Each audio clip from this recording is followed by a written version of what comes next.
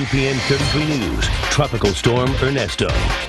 Off the top tonight at 10, eyeing Ernesto, the weekend tropical storm trying to make its way through Cuba. All right, does this look familiar? Here we go. Many in South Florida not taking any chances, waiting in long lines just to get gas. All day we've seen Ernesto weaken to a minimal tropical storm. But still, at this point, South Florida is still expected to feel some of the effects at least. Our storm specialists, Brian Norcross and David Bernard, both covering every angle of the storm for us. We begin tonight with Brian. All right, Beatrice and Joy, interesting developments tonight. At 3 o'clock this afternoon, we went on television and told you about a development that we had seen with a satellite picture and analysis by the National Weather Service office in Miami and Key West that something was happening with Ernesto, and it seems to be still happening tonight, and it may have a significant impact on the future track. Watch as we go through the last 12 hours. We had this big ball of thunderstorms. At the time, the center of Ernesto was right over here over Cuba. Now watch it move through the day, coming up here, and now it's up in this area up in here, and you see there's next to no cloudiness with it, and if it sheds all those thunderstorms, it may very well just kind of drift on off to the west here and may never have an opportunity to actually re-strengthen. These are all a bunch of maybes, but it looks like to us tonight that this storm is significantly weaker, perhaps even down to tropical depression status. But I don't want to make any definitive statements until we get the full analysis from the National Hurricane Center coming up here within the hour. Hopefully we'll have that before we go off the air. So there was the center as of 8 o'clock. It looks to me like it's moved even a little further to the west, northwest, up into this area here where it's essentially devoid of any kind of thunderstorms, although there is still that little cluster just offshore. So we never say it's over until it's over, and we've seen things that look totally ragged come back. But the fact that this continues to want to drift off to the west may have at least a change in the track, if not a change in the whole scenario with the storm. So just keep that in the back of your mind as we continue to look at the other information. So here we are on the wider view, and we can see that it starts out kind of roundish, and now it's very ragged with the clusters of storms, although we do see a general roundishness to it, but just not the organized look that we saw earlier today. I think I know why that's happened. I don't know why it took this turn to the left, but I know why, partially why it's ragged, and we'll show you that right now. We've had this upper low that has been interacting with the tropical storm, so it's moved from essentially east to west over top of it. That's done a couple of things, and neither of them favorable for the development or the maintenance of the strength of the storm.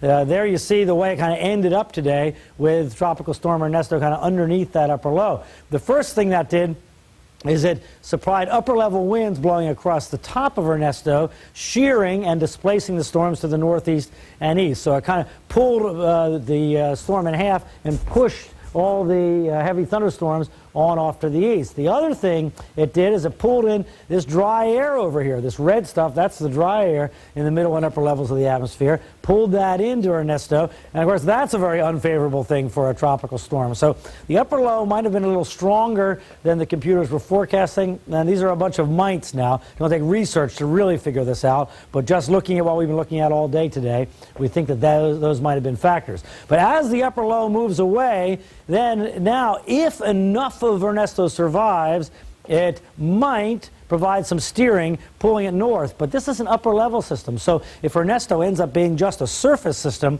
without anything up in the atmosphere for the upper level winds to grab onto, then the surface system may just move out and essentially dissipate. If some thunderstorms develop and it can get pulled up to the north by this upper low and the general flow, then that might indeed still propel it up towards South Florida. In any case, it looks like the environment will be favorable for development if Ernesto can get off of the Cuban mainland. So again, it's just a bunch of maybes. And I know you want the absolute answer of what's going to happen tomorrow, but unfortunately we can't deliver that. So here are the numbers as of 8 o'clock, 21.4, 77.4, winds at 40 miles an hour, minimal tropical storm, west-northwest at 11, west-northwest, there you see it, look at it, as it bent over here and heading now right along Cuba, as opposed to popping out, as we were afraid it was going to do earlier this morning, 355 miles southeast of Miami as of 8 o'clock. So the future track as of the 5 o'clock advisory shows Ernesto coming off here in the overnight hours. When it says a.m. Tuesday there, it means in the early morning hours of a.m., 2 or 3 o'clock in the morning, coming off. But now that it's hooked a little bit, will it zig back up north? We just don't know, and we'll see what happens on the 11 o'clock advisory. And then the afternoon hours on Tuesday approaching South Florida here. But all this is open to question, again, waiting for 11 o'clock as it moves, scheduled to move over top of us and move on up to the north through central Florida and then continuing up into the Carolinas, potentially as a hurricane there if it takes the track the National Hurricane Center was expecting and moving offshore, and then to the northeast, and big question marks up that way too because it could impact the big cities of the northeast. So as of right now, before the 11 o'clock comes out, as of right now, the hurricane watch, you see the oranges here, hurricane watch in effect for all of South Florida, and a tropical storm warning, that's the purples, for all of South Florida, meaning that as of right now, tropical storm conditions are expected tomorrow. That's winds between 40 miles an hour and 73 miles an hour are expected to happen tomorrow. That means a storm like Hurricane Katrina last year in South Florida is expected tomorrow. But hurricane conditions are possible as of 5 o'clock, the National Hurricane Center indicating the possibility of Ernesto having time to strengthen to a hurricane as it moves to the north. Again, the longer it stays over Cuba here, the less likely that any of that is going to happen. And as we look at the wider view, you see the hurricane watches go up to New Smyrna Beach on the east coast, and we have the tropical storm warnings and the hurricane watches for the western Bahamian Islands. And continue with the tropical storm warning in effect there in eastern Cuba. So as far as the time it's going to take for this all to happen, here are the winds midday tomorrow, the strong winds just approaching the Keys, the tropical storm force gusts just approaching the Keys. So through midday tomorrow, we're going to be okay in Dade and Broward to take action unless you're very wind sensitive. You're putting up shutters, I will do that very early in the morning, but tune in first, be sure that things haven't changed dramatically by that time. And then here it comes on the schedule as of the 5 o'clock advisory and into the metropolitan area or over here or over there. Impossible to say where it would be, and the effects will be quite different. Dave will talk about that in just one second. But in any case, tomorrow evening, that's when the worst of the weather would be here, and you can see the hurricane force gusts. But that area is all of Dade and Broward County. That's sort of like what we experienced with Wilma last year, but not as strong as Wilma. That's what the expectation is right now. And then speeding off to the north so that by Wednesday afternoon, it's completely over and the winds are dying down and it's moved to the north. All of that based on the storm coming off of Cuba tonight and beginning this move to the north. But the longer it stays in Cuba, the less likely that is to happen. And so we're just going to have to wait for the further analysis from the Hurricane Center to pin that down. But assuming it does that, and we just can't say it's not going to do that, so we have to kind of be ready for that, then which scenario happens becomes ever so much more important, and David Bernard has been looking into that. David? And Brian, what we've done is we've taken the future track that you were showing us and where you showed the winds coming in, that is the middle of the cone basically. So what we've done here is say, okay, well what if it comes in on the left side of the cone or what if it comes in on the right side of the cone? How is that going to make a difference in the kind of weather that you might experience across South Florida and the Keys over the next 24 hours? So here's where the storm is right now, and what we're going to do is we're going to put the future track on here and show you what if the storm goes on the left side of this future track. What is that going to mean? Well, obviously that would mean that definite tropical storm conditions would occur in the lower and middle Keys. Those are winds between 39 and 73 miles per hour. If you look in Miami-Dade and Broward, though, be on the far eastern edge of the storm, and we'd see gusty winds, definitely to tropical storm force, but maybe not sustained for long periods of time. Flooding would definitely still be possible, minor coastal flooding, but also freshwater flooding from rainfall due to strong feeder bands feeding up from the south and east.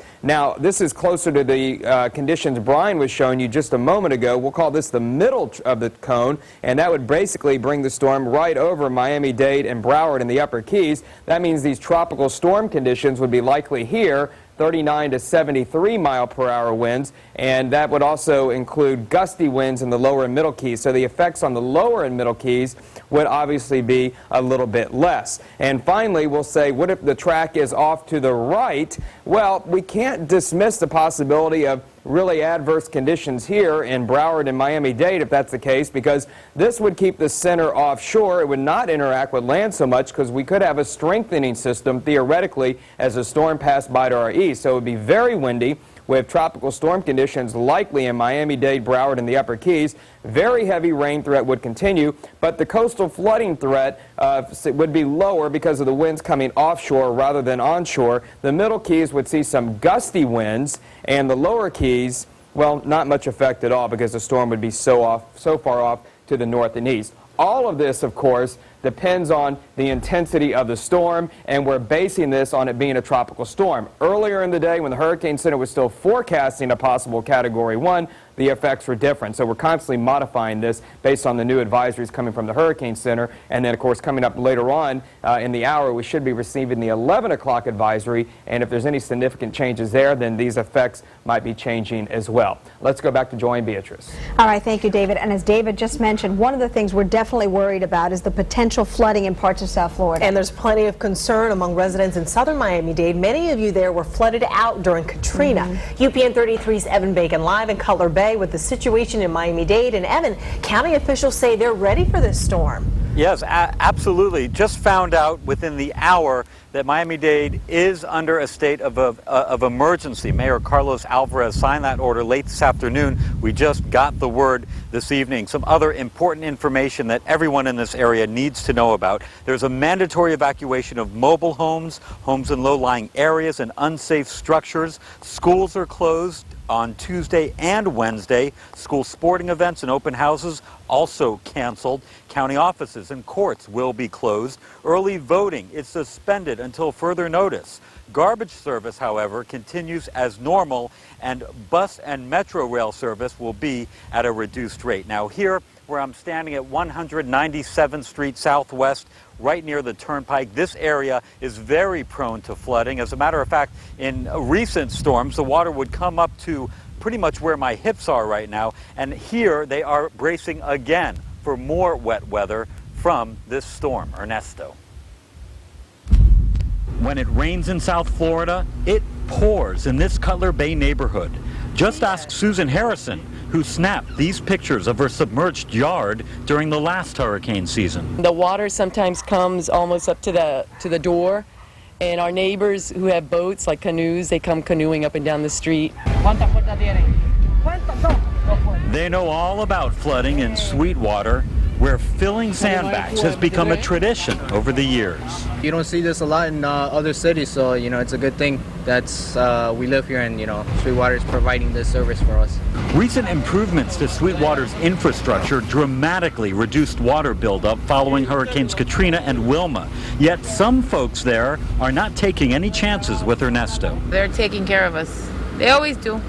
They get better and better every season. A huge concern to Miami-Dade County officials is the thousands of homes still with blue tarps whose roofs might not fare well in this next storm. We recommend that you start contacting friends, neighbors, and co-workers so that you can make arrangements to ride out the storm someplace else. But before you go, be sure to take photographs and receipts documenting the previous damage for insurance companies. No, I'm not nervous. It's used to it. This is Miami. Now, if you decide to go to a shelter, especially if you have a blue tarp on your roof, here's where they are. We're going to tell you exactly where they all are. First, North Miami Beach Senior High School at 1247 Northeast 167th Street. Also in Doral Middle School, 50th, 5005 Northwest 112th Avenue. Also Barbara Goldman Senior High School, 14100 Northwest 89th Avenue. That's in Northwest Miami-Dade. Booker T. Washington Senior High at 1200 Northwest 6th Avenue in Miami. South Miami Senior High School at 6856 Southwest 53rd Street in South Miami. And Robert C. Morgan Educational Center at 18180 Southwest 122nd Avenue. That's Southwest Miami-Dade. Now for the pets. There are pet shelters. The Miami-Dade County Sunshine Pavilion at the Fairgrounds, 10901 Southwest 24th Street in West Miami-Dade. Also Highland Oaks Middle School, 2375 Northeast 203rd Street in North Miami-Dade. Now, pre-registration is required at both those pet shelters. For more information and to register, call 311. Also, special needs shelters. People with special needs need to go to the Ruben Dario Middle School at 350 Northwest 97th Avenue in West Miami-Dade and Miami Edison Senior High School at 6161 Northwest 5th Court in Miami. Again, pre-registration is required for these special needs shelters also. For information and to do that, just dial 311. So here we are on the eve of this storm. Hopefully everyone is prepared and we'll get through it just fine, hopefully. We're live in Cutler Bay. Evan Bacon, UPN 33 News Now. All right, Evan, from a look at Miami-Dade preps, we head north now to Broward. UPN 33's Joan Murray is live in Sunrise tonight with what's going on there for us. Joan. Lots of information for the people in Broward, so let's get right to it. This is what you need to know for Tuesday here in Broward. The mandatory evacuation of all mobile homes will begin at 6 o'clock Tuesday morning. Also, Broward shelters will open at 10 o'clock tomorrow morning. Next, we have that the Broward schools are closed on Tuesday. A decision on whether they will be closed Wednesday is pending. Courts in Broward County will be closed until Friday, so if you have a jury reporting notice, you can just have to wait on that. And Broward early voting is suspended until further notice. Now, garbage service Tuesday, though, will be normal.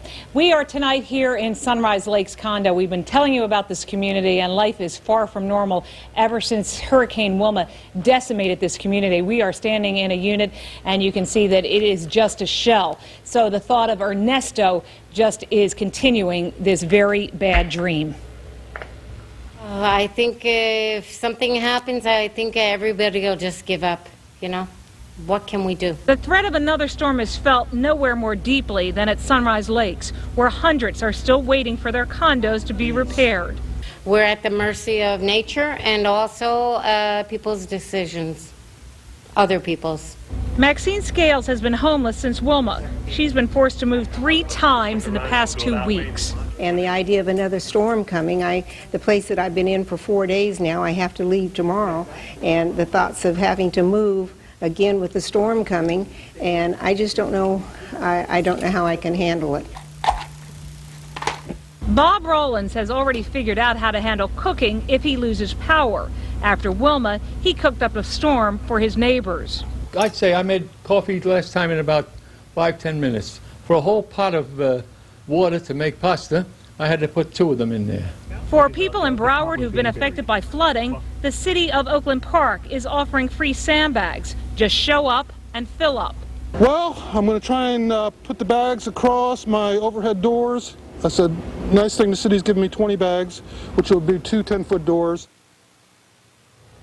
Back here live in Sunrise Lakes, and you can see this sign. It's a plea to the Attorney General of the state of Florida to please show up here and hear the truth. These people have been waiting months, 10 months, to get their units repaired. Okay, let's go back to countywide here in Broward. There's going to be a number of shelters open for people who need it on Tuesday, so let's get to that information right now. Monarch High School, 5050 Wiles Road in Coconut Creek. The Park Lakes Elementary School, 3925 North State Road 7 in Lauderdale Lakes. Rock Island Elementary, Arthur Ashe Middle School, 1701 Northwest 23rd Avenue in Fort Lauderdale.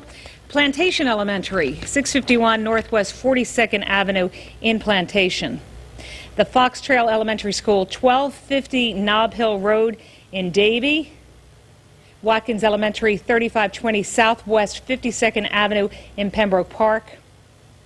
And for pet owners, there is a pet-friendly shelter opening tomorrow at the Millennium Middle School, 5803 Northwest 94th Avenue in Tamarack. Space is limited. Your pets must be crated. The pet owners must have proof that they live in an evacuation area. Once again, the Broward shelters will open at 10 a.m. Tuesday morning.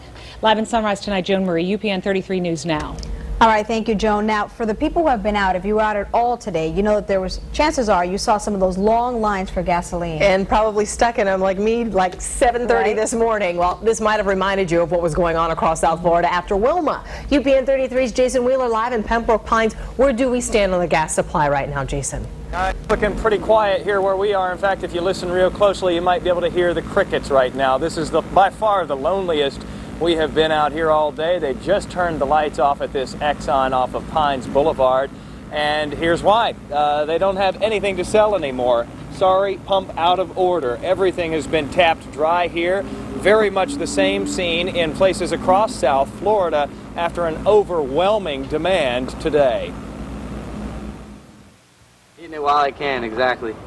Tonight, many South Floridians are just desperate to get it before the storm. Yes. Now have more gas in their vehicles than many South Florida gas stations have in their tanks. Got a load about 11 o'clock-ish, and that ran out about 4:30-ish. All over the place, supplies have been sacked by customers eager to quench their thirst for fuel. People are getting crazy, getting all the water, running around to get gas. Throughout the day, throughout the region, there have been blocks-long lines for fuel, drivers idling for upwards of an hour just for a chance at making it to the pumps before they run dry, and many of them have made it. Yeah, thank God. Thank God. But some may not. They will likely have to return tomorrow to, again, line up to fill up in advance of a storm that appears to be driving in our direction. All right, and as we are coming back here now, you see the bags on the pump saying that they are tapped out, but don't worry, more is on the way. This station, like many others, did anticipate getting more shipments today, but it just didn't happen. Obviously, the folks are behind in getting those trucks out of the ports. There is plenty of gas at the ports, though, we're told. In fact, Governor Bush says that there is 295 million gallons of gas at Florida's ports, so there's going to be plenty to go around. You just have to wait. Tomorrow, many of these stations will be back up and running again. A lot of them expecting now to get their trucks in at about 4 o'clock, 5 o'clock in the morning, so there will be plenty to go around. Just remember your P's here. Don't panic, be patient, and you will get your petroleum.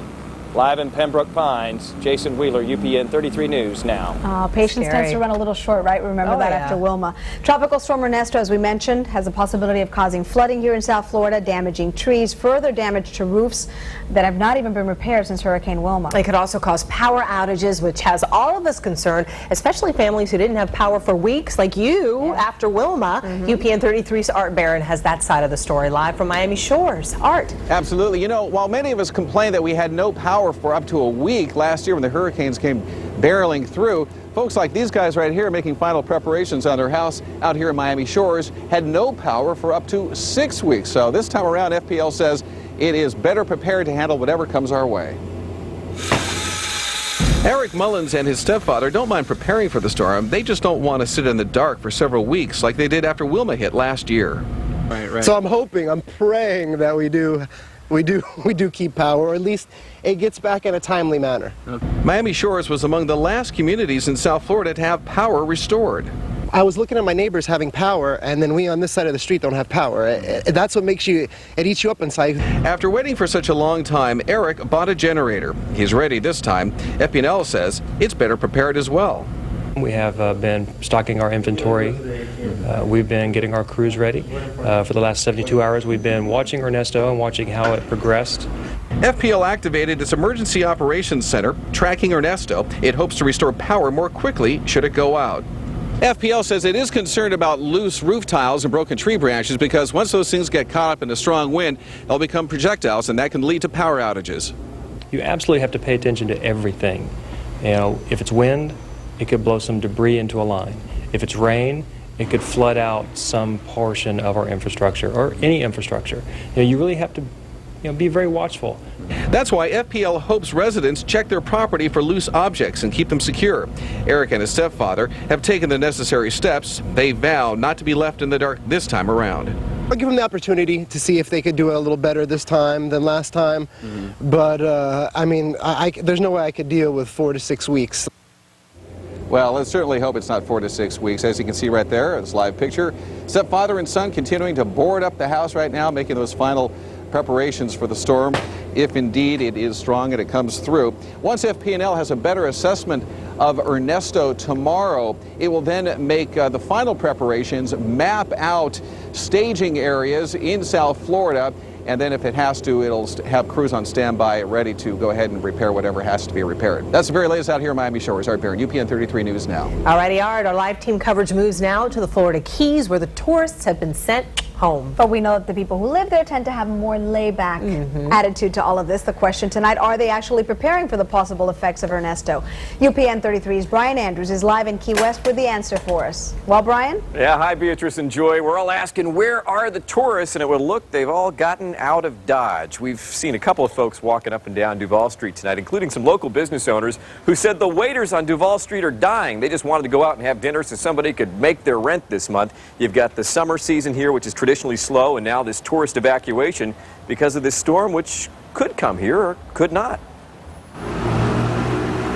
We took a walk down Duval and saw only a handful of people having dinner at Mango's. They were closing up the bar at Fogarty's, the Hard Rock already boarded up, shops like Express all locked up in advance of Ernesto. It was a beautiful Monday in Key West, perfect beach weather for the locals who stayed behind. I don't think it's going to be that bad. It's party time. If it will be that strong, we're going to evacuate, of course. This business along the beach, battening down the hatches. Just tie everything down, get it as comfortable as possible, make sure nothing's going to be hurting anybody else. As we drove to Key West from Miami, we made our way across the 7-mile bridge. And on our journey, we didn't see as much northbound traffic as we expected. State parks like the world-famous Bahia Honda were closed to tourists due to the evacuation. Coming into Big Pine Key, we made our way through key deer habitat and didn't see any of the furry little creatures. On Sugarloaf Key, we found the shelter that was open, but the shelter was empty. We made our way into one Sugarloaf Key neighborhood where we found this woman. So Jenny, what are you going to do? With the way the storm looks, the way it's going, I'm going to vacate to my daughter's house. While her neighbor says she's staying, this lady says she's definitely leaving tomorrow. Been living down here since '57, so we've been going through a lot of storms. And we're back with live pictures from Duval and Fleming in historic downtown Key West. I had a chance to talk to Michael Haskins, who's the public information officer for the city. He tells me that all the city offices will be closed tomorrow with the exception of essential personnel. The last flight out of town was at 9 o'clock tonight. It was 80% full. And if you want to leave tomorrow and take a bus, the last bus out of here is Greyhound. It leaves at 8:45. Now, coming up around 11:15, you want to stay up and tune in again because I'm going to bring you a very special story about the Dolphin Research Center. You know the place in the Keys where everybody goes to swim with the dolphins? What are they doing to protect the dolphins should Ernesto come this way? I'll show you when I join you later in the hour. For now, we're live in Key West. I'm Brian Andrews, UPN 33 News Now. Look forward to that, Brian. Battening down, still ahead, we're going to take you to Marathon to see how residents are getting ready for the storm there. Plus, cities soaked and residents left in shelters. We've got to look at the effects of Ernesto in Cuba. You are watching a special edition of UPN 33 News tracking Tropical Storm Ernesto. We are right back after the break. Math, according to Jim. I've got 2 handfuls of marshmallows in Uncle Andy's mouth. If I put another 9 into Andy's mouth, what does it come out here? According to Jim, landing here on the new My 33 this September. Florida newspapers overwhelmingly choose Charlie Crist. Joining Senators Connie Mack, Mel Martinez, John McCain. Charlie Crist is focused and consistent, solid on cultural issues, pro-life, better able to continue the policies of Jeb Bush. The Times demand a leader with clear vision, an independent streak, and a proven track record. Charlie Crist is far and away the best choice. Tom Gallagher is embarrassingly unprepared to lead, shown terrible judgment. Charlie Crist is trustworthy. It seems like interest rates keep climbing and climbing, which makes it tough to buy the furniture you want, especially if you want to finance. But not at Rooms To Go. Our finance offer is completely interest-free with first payment January 2008. There's no monthly payments, no interest adding up, no interest, period. Rooms To Go actually pays the interest for you until January 2008. So forget about climbing interest rates. Get the furniture you want, big savings and no interest. Now at Rooms To Go. The Hyundai Challenge is on. Now is the best time to save thousands on the smart-sized Hyundai Santa Fe, winner of Auto Pacific's Best in Class for vehicle satisfaction. It beat all other midsize SUVs, including Ford Escape and Chevy Equinox. And it comes with America's best warranty. Rethink your next SUV and save big on Santa Fe at the Hyundai Challenge Summer Clearance. Get to your Hyundai dealer today for up to $4,000 cash back on Santa Fe. Get a new Santa Fe with up to $4,000 cash back at your local Hyundai dealer. Offer ends August 31st. This is a special edition of UPN 33 News at 10 as we continue to track Tropical Storm Ernesto.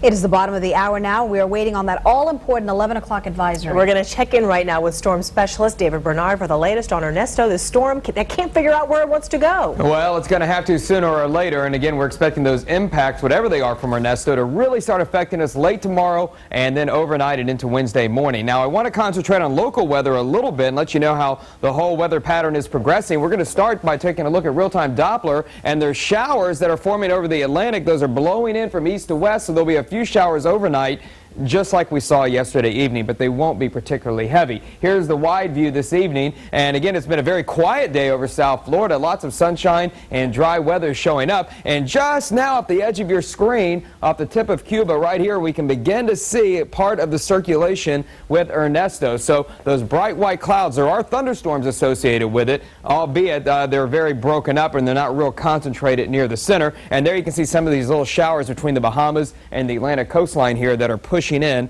from the east and also from the southeast, and we're expecting those again during the overnight. But today it's very quiet, easterly winds, a little bit breezy at the beach, but it really wasn't all that bad. Mostly sunny and dry over the peninsula, with thunderstorms more common over the panhandle. But look at our true view for tomorrow, and this will give you an idea of how the weather is going to progress. Notice a lot of rain showing up in the foreground here of the picture, meaning coming in from the south. It's going to be a nice morning and maybe even a pretty nice afternoon, but wind and rain will be increasing late, especially into the evening hours. Now, once we start moving into Wednesday, we'll notice Ernesto tracking up to our north, and so we'll have bad conditions early in the day Wednesday, but then it looks like things are going to be improving. And of course, Thursday, things are going to pull even further away. So we'll say some leftover storms because there still might be some moisture trailing in a southwest wind flow. And it'll be a little bit breezy at times, but certainly the worst effects of the storm, whatever they might be, are going to be pushing away from South Florida. So what does it all mean for tonight? 80 for the low, quite nice. A few showers are going to blow in. And for tomorrow, nice morning, maybe nice afternoon, then wind and rain increasing late. And as we go over the next 5 to 6 days, again, things are going to start looking a lot better by the time we get to Friday, Saturday, and Sunday, which happens to be a holiday weekend. And right now, it looks like it should be back to typical summertime weather with a mixture of sun and storms. All right, David, thank you. Folks, if you have any questions, you can always call our neighborhood hotline, 305-597-4404. You can see the operators in that live shot right now standing by to answer your questions and to handle your concerns. The number again, 305-597-4404. And for updates anytime on Ernesto, you can call our Spirit Hurricane hotline at 1-877-419-CBS4. If you're in your car, get your updates on Ernesto by radio. In Miami-Dade and Broward, our radio news partners are 101.5 Light FM, Magic 102.7 FM, and WLRN 91.3 FM. On the AM dial, check out 850 WFTL, 790 Sports Talk, and News Talk 1080. In the Keys, our radio partners there are US 1 104.1 FM, Conch Country 98.7 FM, 97.7 Wave FM, and Oldies 105.5 FM. For our Spanish-speaking listeners, tune in to Clásica 92.3 FM and Mega TV, that's channel 22. And of course, everything you need is always available at UPN33.com. All right, still ahead, a look at an area that's already felt the effects of Ernesto. Pictures from Cuba coming up. Plus, we're going to take you a bit farther north then to the Florida Keys, where tourists have been evacuated tonight. What that's doing for business coming up. Today's high fuel costs mean higher electric bills. That's why at FPL our plan of action includes using more low-cost nuclear and coal energy and exploring renewable sources of fuel like solar and wind. We can all start saving electricity today by doing a few simple things like keeping our thermostat at 78, which saves on cooling costs. Take our free online home energy survey for more energy-saving ideas.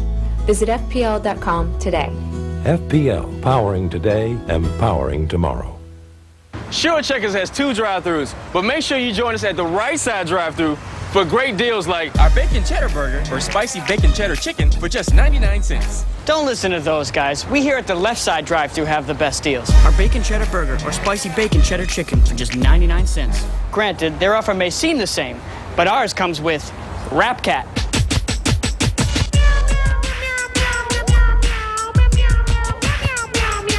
Rap Cat not available at all left side locations.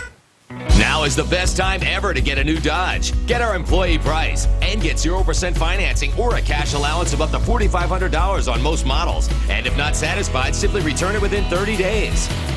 Get employee pricing plus on the Hemi-powered Dodge Ram, Durango with best-in-class interior room, the hot new Dodge Charger, or Grand Caravan with exclusive stow-and-go seating. Employee pricing is back. Now get the employee price, which gets you into a Ram ST for around $15,200. Hurry, offer ends August 31st. These men of steel, forged out of sweat and strife. On an overcast day, the quest began.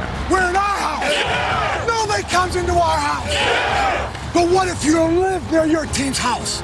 Then you have to have DirecTV, because it's the only way you get an NFL Sunday ticket and follow your team, no matter where you live. Let's go. Physical on 3. 1, 2, 3. Physical. Buy NFL Sunday ticket. Get 4 months of our best programming package for free. There's good TV, there's better TV, and then there's DirecTV. Welcome back to this special edition of UPN 33 News at 10 as we track Tropical Storm Ernesto. And a reminder, all of South Florida is under a hurricane watch tonight. Yeah, it's one that stretches throughout the Florida Keys, and it has visitors there tonight ordered out. Our reporters, however, are still in the region covering this story for you. UPN 33's Jawan Strader right there live in Marathon with more for us tonight. What's it like there tonight, Jawan? Well, Beatrice, right now it is a quiet, beautiful night here in Marathon. Take a look here on the roads. Not much activity at all. You'll see an occasional car or two go into that mobile station here along US 1. But for the most part, it is quiet. That's because many of the tourists have already made their way up north from Key West, up north to evacuate from the storm. Take a look here across the street. You have the mobile home park that is quiet here tonight. That's a good sign for many of the residents and officials here that many people are taking Ernesto very seriously. They're taking the precautions, and many of them are taking it in stride. The sweet sounds of live music played to locals in Marathon under a half moon at the legendary Porky's. But the seats in the barbecue and seafood restaurant are empty as tourists evacuate for Tropical Storm Ernesto. As soon as they had issued the warning and that kind of stuff and asked everybody to leave, we saw a lot of people that were packing up their stuff, the campgrounds, things like that. Oh boy, we got to get out of here. And that's the issue that they took. Getting all ready, right? Earlier, the manager at a nearby mobile home park went door to door alerting residents to evacuate. That's pretty much it, except for just putting the panels up. Mark Kane is taking no chances with Ernesto. He's getting his hurricane shutters in place and hasn't forgotten the damage Wilma caused him last year. We had like 2 to 3 foot waves on 11th Street where we lived, and it just washed in telephone poles, trash cans, all kinds of stuff that was just floating around. The Marathon Marinas were also busy as boaters tied down boats, making sure Ernesto doesn't snag them away. Don't forget to board up the house. Ernesto may be turning towards South Florida, but it won't take away the laid-back spirit that keeps the Keys alive. You're too kind. Now, a spokesman with the Emergency Monroe County Management, he told me that basically the shelters are empty. You heard from Brian Andrews earlier. Nobody's in the shelters. That's because the folks that are here are just waiting and watching to see what Ernesto does next. Reporting live here from Marathon, Jawan Strader, UPN 33 News Now. All right, thank you, Jawan. Well, Ernesto was a hurricane before losing strength over the mountains in Haiti. One woman was killed in floodwaters there. Then Ernesto took aim on Cuba. Today, the weekend storm dumped up to 10 inches of rain in some spots, but Cuba hasn't seen any major flooding. Residents were evacuated, taken to shelters before the storm arrived. Cuban officials are now allowing residents to return to their homes. Living with a blue roof. We know many of you are dealing with that dilemma tonight. Coming up next, what you can do if you're still living in a damaged home when it comes to your insurance. Stay with us. You're watching this special edition of UPN 33 News at 10. We will be right back. UPN 33 News is sponsored by your local Toyota dealers. Drop everything. Toyota's nationwide clearance event is on now. It's a great time to buy the versatile 4Runner or check out the 5-star rated Highlander. Right now, get an incredible 0% APR financing for 48 months on some of our most popular Toyota models, like the Toyota 4Runner, Highlander, and Sienna, the minivan that's fun for the whole family. That's 0% financing for 48 months. The clock's ticking. Catch the Toyota Time nationwide clearance event today. Toyota, moving forward. These cows are on a mission to deliver Kraft American singles with double the calcium of many other American slices plus vitamin D. And that mild, creamy taste no kid can resist. Kraft singles, herds of calcium. Check this out. What is it? It's our new high speed. It's what makes us faster than DSL. Where'd you go? Peru. Liar. ¿Me puedes llevar a mi casa? No thanks, I just ate. Gracias.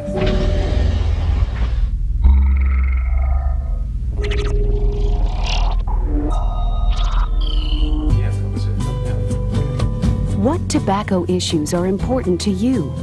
Well, we don't want our kids to smoke. At philipmorrisusa.com, parents can find information, resources, and advice from experts to help them start the conversation with their kids about not smoking, as well as tips on handling peer pressure. Something that could help us keep the kids from smoking? That's worth a look. Find out more. Visit philipmorrisusa.com.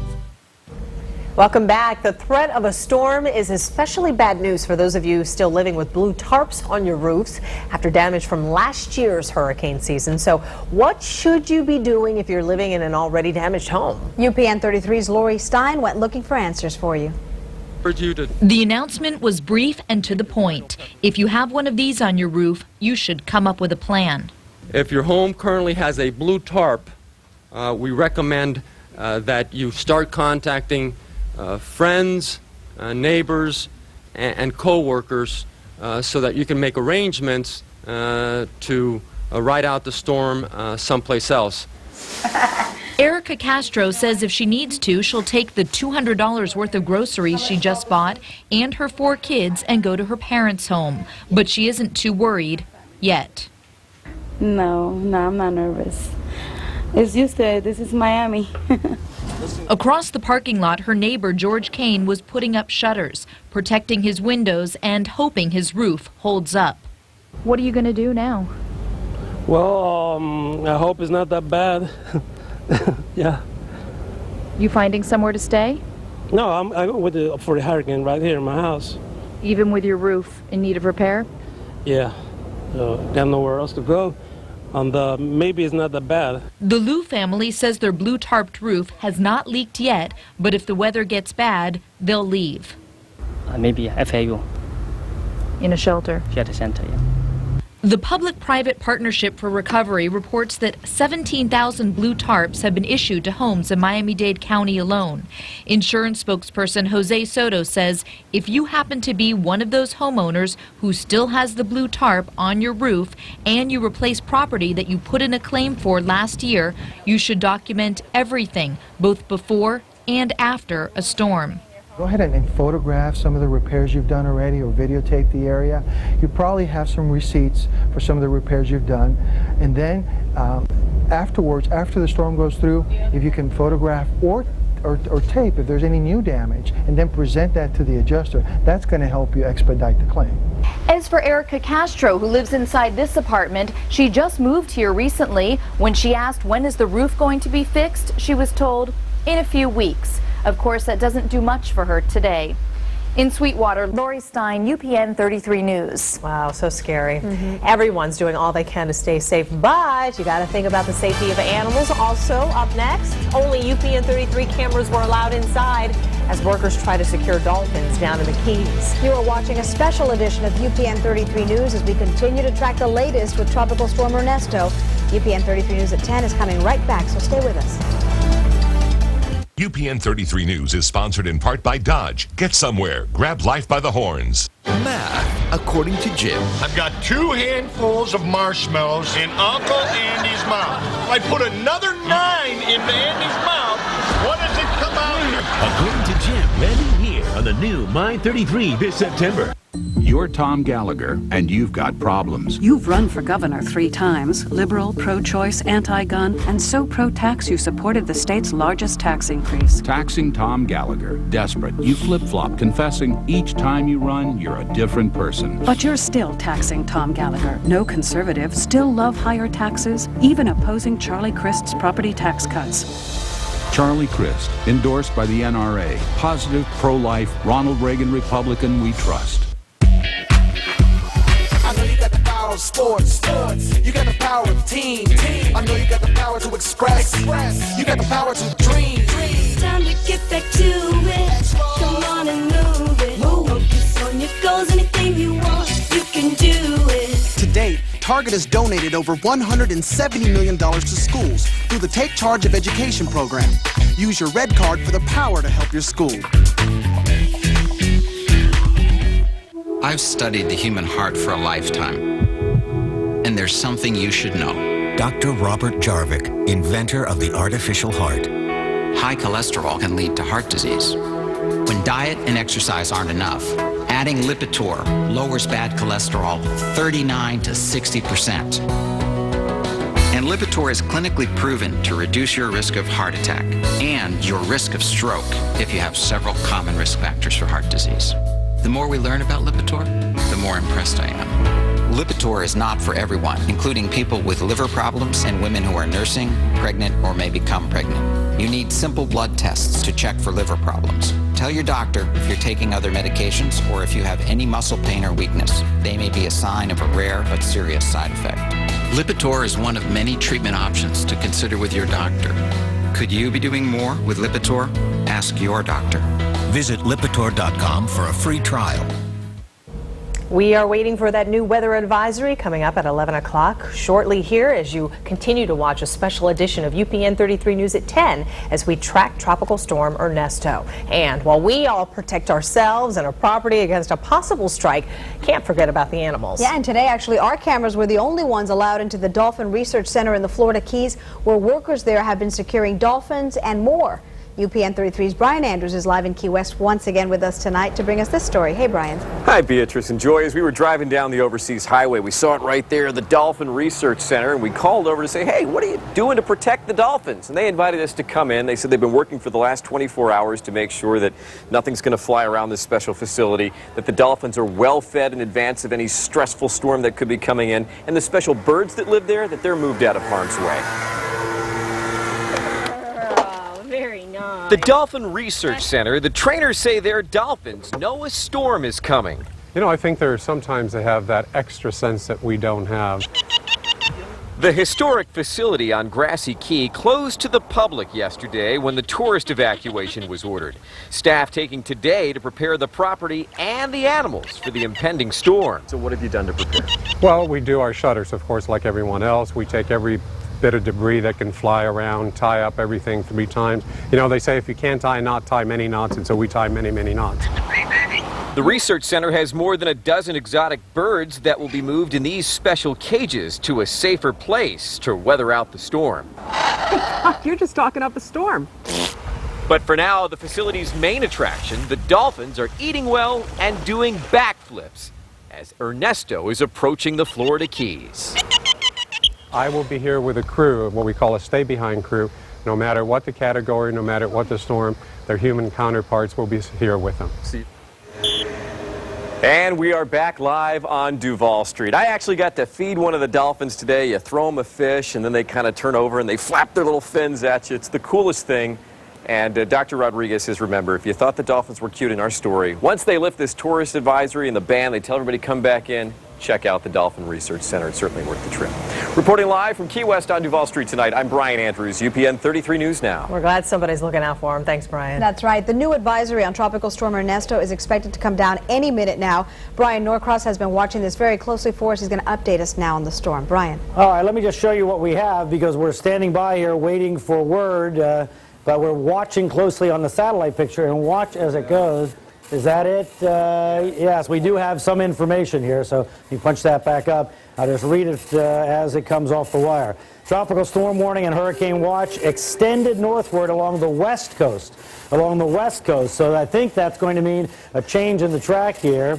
up to Bonita Beach, which is actually not too terribly far along the west coast. A tropical storm warning, hurricane watch, continue for southeast Florida. Tropical storm watch further up the west coast, up to Englewood. And a hurricane watch continues on the east coast. So the watches and warnings are not terribly different. Let's see. The motion is to the west-northwest. The top winds, it's still a tropical storm, and the top winds are right now, let me see, central pressure. I'm reading kind of a cryptic version here, that's why it's a little difficult. So the top winds have not changed either. So they're still forecasting it to come off the coast and still forecasting it to intensify some, but not as much. But they're still forecasting it to come as a tropical storm in our direction tomorrow. So let me leave it there, and we'll get the full information for you in about 10 minutes over on CBS 4. All right, thank you, Brian. Well, in other news for you that we're following tonight, a major development against the man arrested for allegedly murdering John Benet Ramsey. Up next, why the case against him is now crumbled. We'll be right back. In the market for a car, truck, minivan, or SUV? Shop from the comfort of your own home with the UPN 33 Auto Shopper. Saturday mornings at 9:30, only on UPN 33. Ron's got a lot going on in his world. In less than a minute, he can stream videos, email pictures, and download some hot tracks with Bell South Fast Access DSL. What's up, man? Hey, man. Check it out. I just sent it. Cool. I'll check it now. Ron just switched from dial-up to Fast Access DSL. And as you can see, he's really feeling his online experience. For as low as $24.95 a month, he gets to do his thing faster. With Fast Access DSL, Ron has already downloaded music, sent emails, checked on his favorite teams, and of course, the most important thing, let me check on my baby. Checked on his baby. Order Fast Access DSL today for as low as $24.95 a month and get $75 cash back on select speeds. Plus get a free DSL modem when you order online. No gimmicks, no introductory pricing, guaranteed. Where you taking my baby? Bell South. Listening. Answering. It's the ultimate sofa sale, when every single sofa without exception will be on sale at Rooms to Go. Save on leather sofas, motion sofas, sleeper sofas, and fabric sofas. Every sofa in every Rooms to Go showroom will be reduced to shocking low prices. It's an incredible opportunity, the ultimate sofa sale at Rooms to Go. Every sofa is on sale now through Tuesday. The cooler the shine, the hotter the look. That's why I love new Ice Shine from Pantene. It's new. The Provitamin formula with Shine Boosters gives you twice the shine. It takes all the dull stuff and polishes it. And you are at shine potential, like shine peak. This is the shine right here. It's under here where you think it's hiding. It's just all over. New Pantene Ice Shine. Twice the shine, twice the fun. Take the Hyundai Challenge during the Hyundai Challenge Summer Clearance. Test drive the sedan that beats Honda Accord. The new Hyundai Sonata with more standard safety features and interior space than Accord. Great fuel mileage and America's best warranty for $4,500 less than Accord. Now save even more, up to $3,000 cash back on Sonata. There's never been a better time to save thousands during the Hyundai Challenge Summer Clearance. Get a new Sonata for just $16,495 at your local Hyundai dealer. Offer ends August 31st. Also making news tonight, a killer's confession is thrown out after his DNA tells a different story. Prosecutors in Boulder, Colorado are dropping their case against John Mark Carr. The 41-year-old admitted to killing John Benet Ramsey 10 years ago. This just a week and a half after Carr was arrested in Thailand. He will stay jailed in Boulder, Colorado until he is sent back to California, where he there faces child pornography charges stemming back to 2001. Former President Gerald Ford is out of the hospital. The 93-year-old, the nation's oldest living former president, left the Mayo Clinic in Minnesota today. He was there recovering from an angioplasty, his second heart procedure last week. A Ford spokesperson said the ex-president is doing fine. UPN 33 News will be right back, so stay with us. UPN 33 and El Dorado wish all of you a happy and restful Labor Day. And remember, at El Dorado, there's a style for everyone. Florida newspapers overwhelmingly choose Charlie Crist. Joining Senators Connie Mack, Mel Martinez, John McCain. Charlie Crist is focused and consistent, solid on cultural issues, pro-life, better able to continue the policies of Jeb Bush. The Times demand a leader with clear vision, an independent streak, and a proven track record. Charlie Crist is far and away the best choice. Tom Gallagher is embarrassingly unprepared to lead, shown terrible judgment. Charlie Crist is trustworthy. Why are you still on dial-up instead of Bell South Fast Access DSL? It's too expensive for our budget, yeah. I can't afford it. He has a bad job, so. I work for your dad. Actually, Bell South Fast Access DSL is as low as $24.95 a month. Really? Yeah, but some of those companies will start you off on one. They usually start you at that rate. Then they hit you with the real price 6 months later. Not with Bell South. There's no introductory pricing. Guaranteed. It's just $24.95 a month. It's really that much faster? Yeah. Bell South has speeds up to 100 times faster than standard dial-up. 100 times faster? Oh, that's good. Wow. That's fast. So what are you waiting for? Go with Bell South Fast Access DSL today for prices as low as $24.95 a month. And you can even get $75 cash back on select speeds. Plus get a free modem when you order online. So why are you still using dial-up? Why are we still using dial-up? I don't know. I am out of excuses. Bell South. Listening, answering. How to get up on a chair. 1. Get on your knees. 2. Hold on to chair and pull up.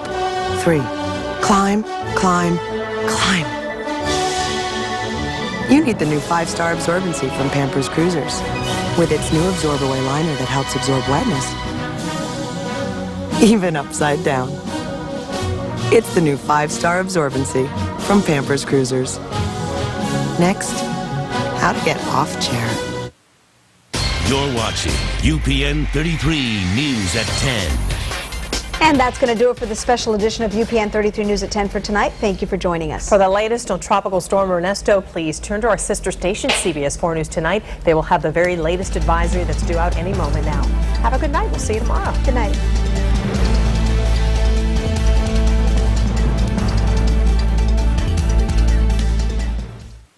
Brian Norcross back here in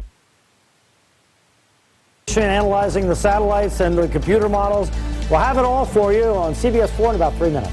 Jordan lets it all hang out at Vanessa's slumber party. Look what I got. Jordan,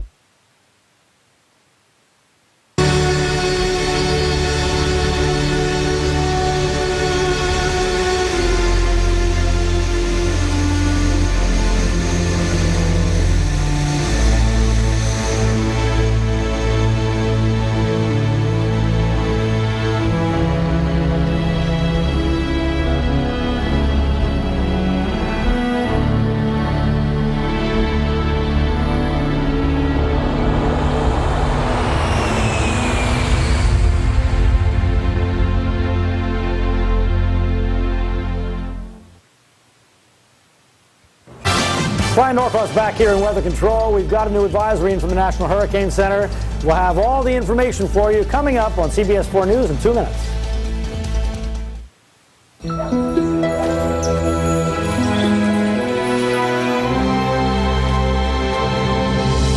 Looking for something. Where's the gold? I got tired of people taking it. So I got a Visa check card. And if this gets stolen, I'm not liable for any fraudulent charges. And I get all that money back. Give me it. No. Give me the card. No. Oh, look, a unicorn. The Visa check card. Safer, better money. Life takes Visa. No diggity, but digging this. I woke up, nothing available for the last. I had a dream the world was in this. I gotta wake up, no diggity, but digging this. I woke up, nothing available for the last. I had a dream the world was in this. I gotta wake up. Introducing the world's smallest camera flip phone, the Pantech C300. Beautiful features, fashionably small, only from Singular, raising the bar. Dave's got motocross stunts on 53rd Street and Larry David with a special Emmy Top 10 tonight.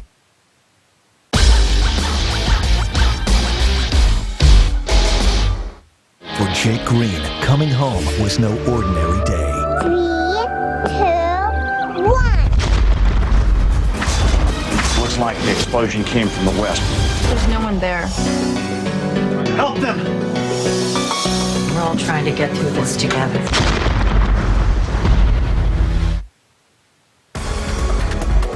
Now, live, this is a special edition of CBS 4 News. Tropical Storm Ernesto. First at 11 tonight, the new advisory on Tropical Storm Ernesto is just in as it moves over land in Cuba and leaves South Florida guessing about its future track. Already tonight, though, it's lights out at this gas station, not because of the power, but because the gas is gone already. Good evening, South Florida. I'm Maggie Rodriguez. I'm Rob Hanrahan. It's been a busy day, and we're here to give you the most accurate, complete, and clear information possible. First, we want to let you know your options if you have to leave your home tomorrow. Miami-Dade shelters will be opening at 7 a.m. Mobile homes, low-lying areas, and also any unsafe structures because they were damaged during last year's storms or for other reasons, they are all under a mandatory evacuation in Miami-Dade. And in Broward County, the shelters open at 10 o'clock tomorrow morning, but all mobile home residents have been told to be out in the morning by 6 a.m. The county has also issued a voluntary evacuation of the barrier islands. Right now we want to get to our storm specialists. David Bernard and Brian Norcross are both here. Let's begin with Brian in Weather Control. All right, just digesting the information coming in from the National Hurricane Center, and they're still feeling like this storm is going to come off the coast of Cuba and come north and affect us here tomorrow on a similar schedule as we've been talking about, except that they are thinking it's not going to be quite as strong. We were talking about right at hurricane strength or just under earlier today in the late afternoon, and now they're thinking even a little bit weaker, although I think that that is really a course of least regret, because when we look at the satellite picture here, you'll see as we go through the last 12 hours, trying to find exactly where the center of circulation is very difficult. It's actually right in this area right here. Now you see a big broad circulation, a big circulation up in here, but that's not really the system that we're concerned about. The system we're concerned about is right there to the north of Camagüey in Cuba, and you can see that what happened today, it was moving to the northwest, and we were very fearful that it was going to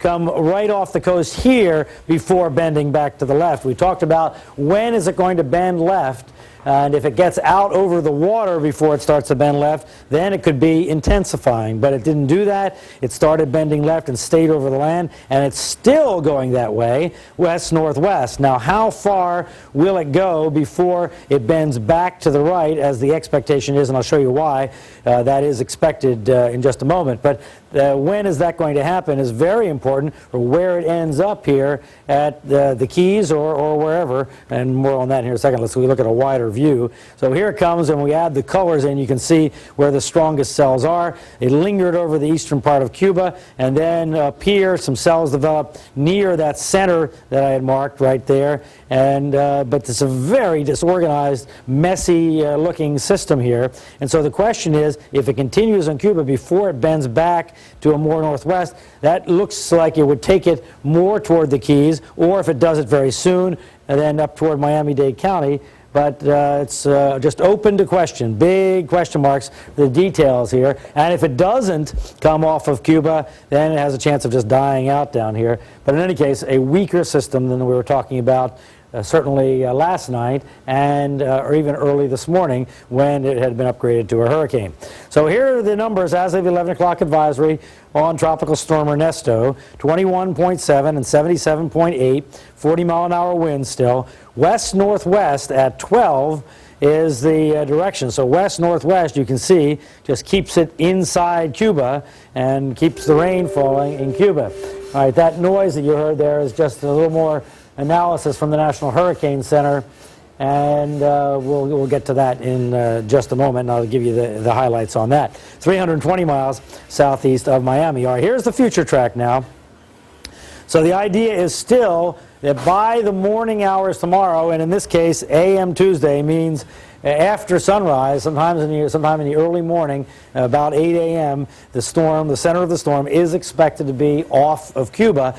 But because it's taking so much longer to get off of Cuba, that means instead of coming off in the middle of the night, it comes off in the morning hours. Then whatever time it has to get up to us is shorter, and therefore it's weaker.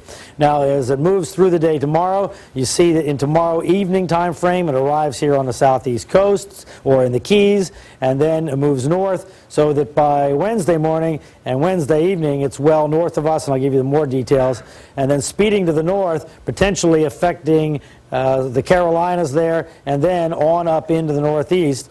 And the question marks still abound whether it's going to veer off and affect the big cities in the northeast or just die inland up here over the mountainous areas there. Right now the thinking is that it's going to die inland, and right now the thinking is that it's not going to achieve hurricane intensity anywhere on that trek, but it's going to be a very, very close call. Now, what happened today? Well, a couple things happened. One was it stayed over Cuba, and the center of the storm stayed over Cuba, and that we're going to have to look for analysis later on to figure out exactly why that happened, and it moved with the low-level flow. The other is this upper-level system came along, perhaps a little stronger than forecast, and that had a negative effect on Ernesto, thankfully. And there were two kinds, at least, of negative effects that it had. The first was the upper-level winds sheared Ernesto, in other words, pushed the thunderstorms off to the east or the northeast and kind of split the system. The other is this dry air out here. This red is very dry air in the middle and upper levels of the atmosphere. That upper-level low appears to have pulled dry air into Ernesto, and that combination kept it weak. It may be that what happened is the upper-level low weakened the system, and then it was blown along by the lower-level winds, which indeed are coming more out of the east, blowing toward the west. So that may be the situation. But tomorrow, the upper level low is forecast to move out of the way. That may, if Ernesto gets strong enough, is influence the steering, drive it more north. So as the upper level low moves out of the way, if there are the tall storms to be driven, drives it more north and provides a favorable environment for strengthening. So that's basically the thinking of the National Hurricane Center at this point.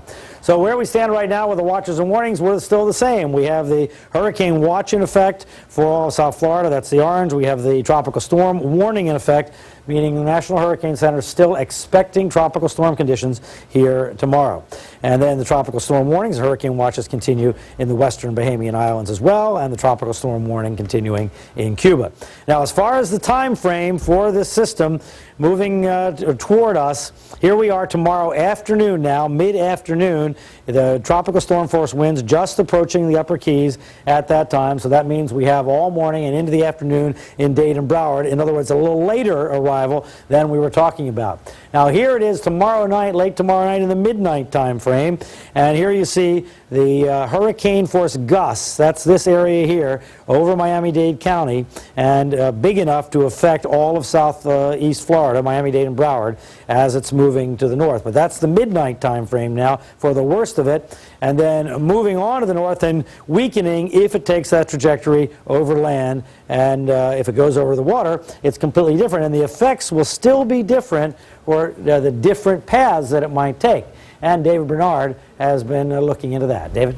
Okay, Brian, indeed we are going to discuss that. I do want to mention on local weather tonight on real-time Doppler 4, we do have some showers blowing in. They will not be that strong, but expect that again during the overnight hours. So let's get to the possible track scenarios and what the expected impacts on South Florida and the Keys will be. Here's where the storm is located right now, and again I'm going to put the future track on top of here and show you first what if it goes on the left side of the future track. If it follows this red line, that's going to mean a different impact on us versus the middle and lower Keys as well. Now, if you're in the lower and middle Keys, if it takes the left-hand track, tropical storm conditions are going to be likely. On the eastern side of the track, it would be less likely. We'd see gusty winds in the metro area, flooding possible in Miami-Dade and Broward because we would be on the wet east side of the storm, and we would have some very heavy feeder bands coming across our area. What about the middle track? This is basically the scenario that Brian just laid out, with the center passing very close to Miami-Dade, Broward, and the upper Keys.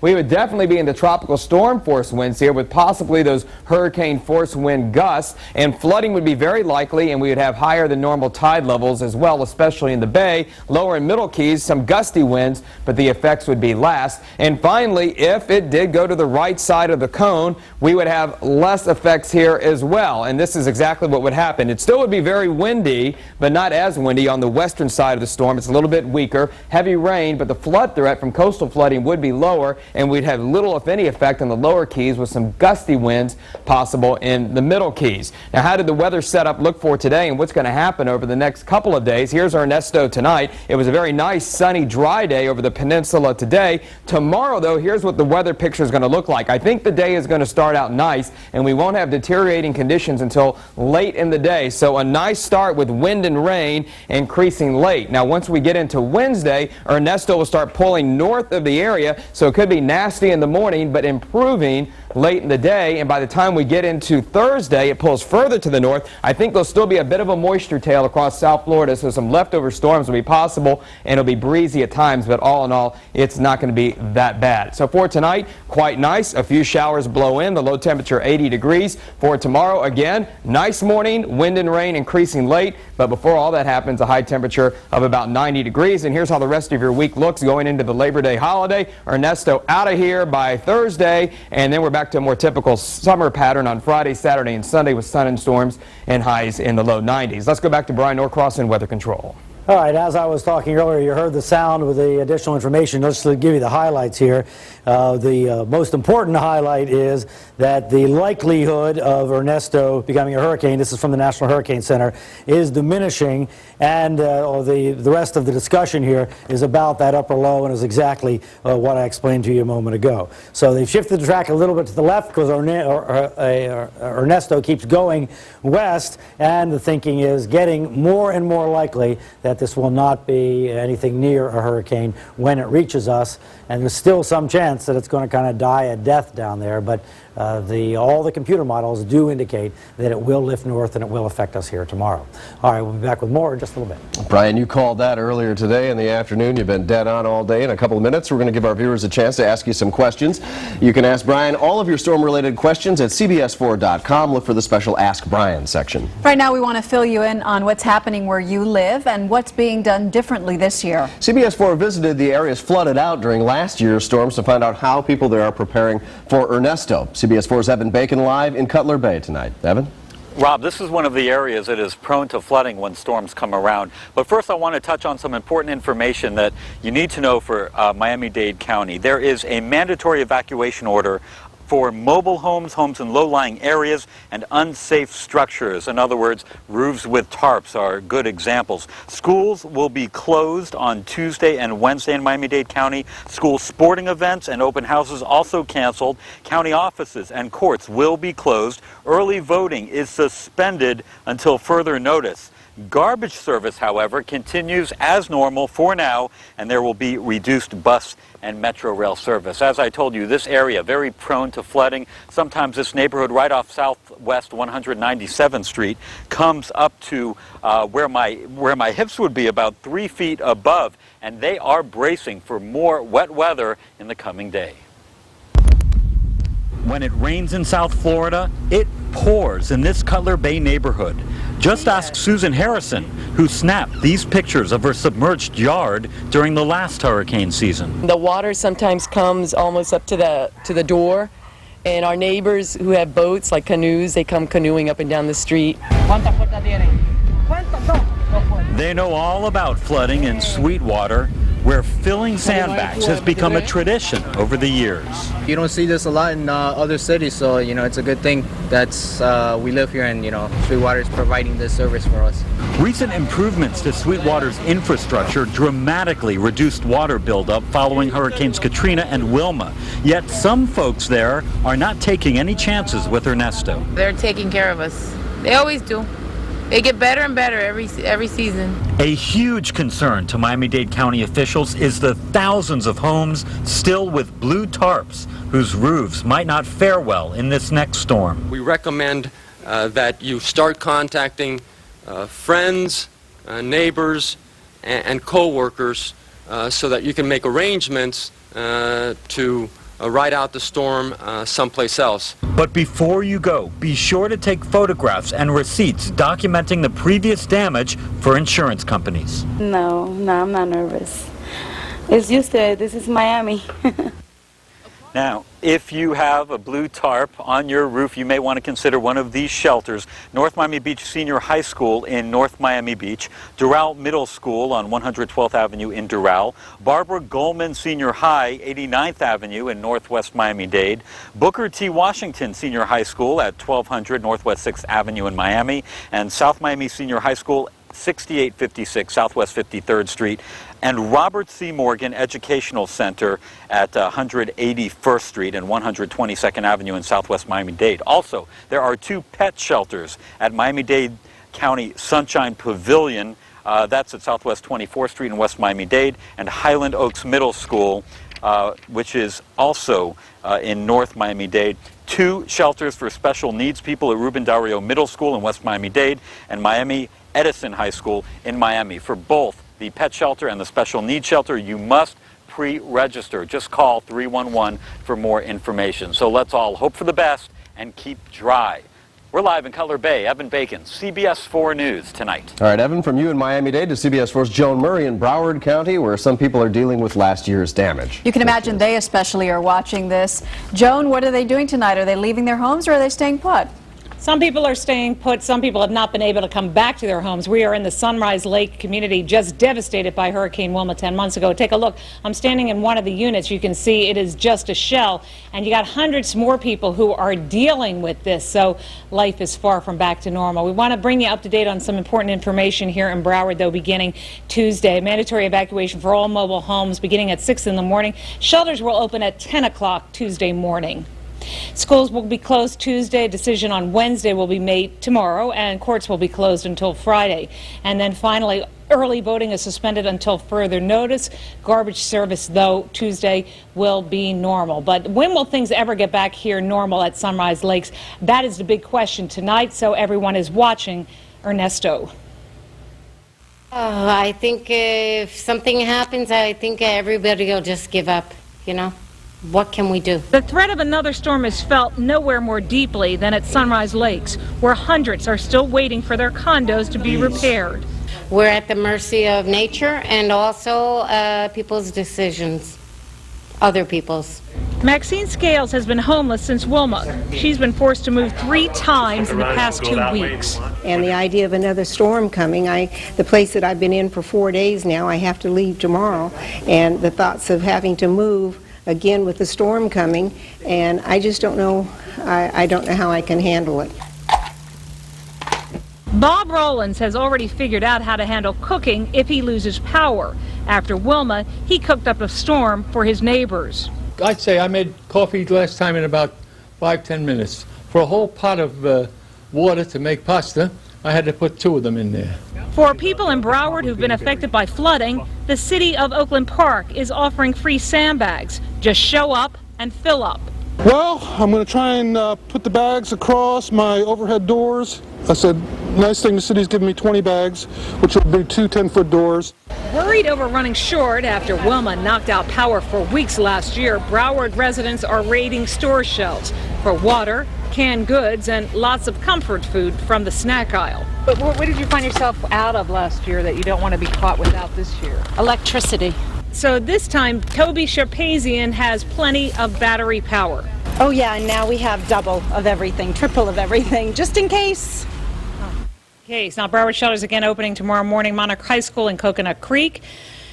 Also, we have Park Lakes Elementary School in Lauderdale Lakes, Rock Island Elementary, Arthur Ashe Middle School in Fort Lauderdale, Plantation Elementary, Fox Trail Elementary, that's in Davie, and Watkins Elementary in Pembroke Park. Now, there is a pet-friendly shelter in Tamarack, but space is limited and your pets must be crated. Back here live tonight in Sunrise Lakes. This is a plea being made to Florida's Attorney General to please come down here and take a look at what's happening, to hear the truth. These people are desperate for help from the government, anyone who can help them get back into their homes. Remember, we are 10 months out of Wilma and still people are living like this.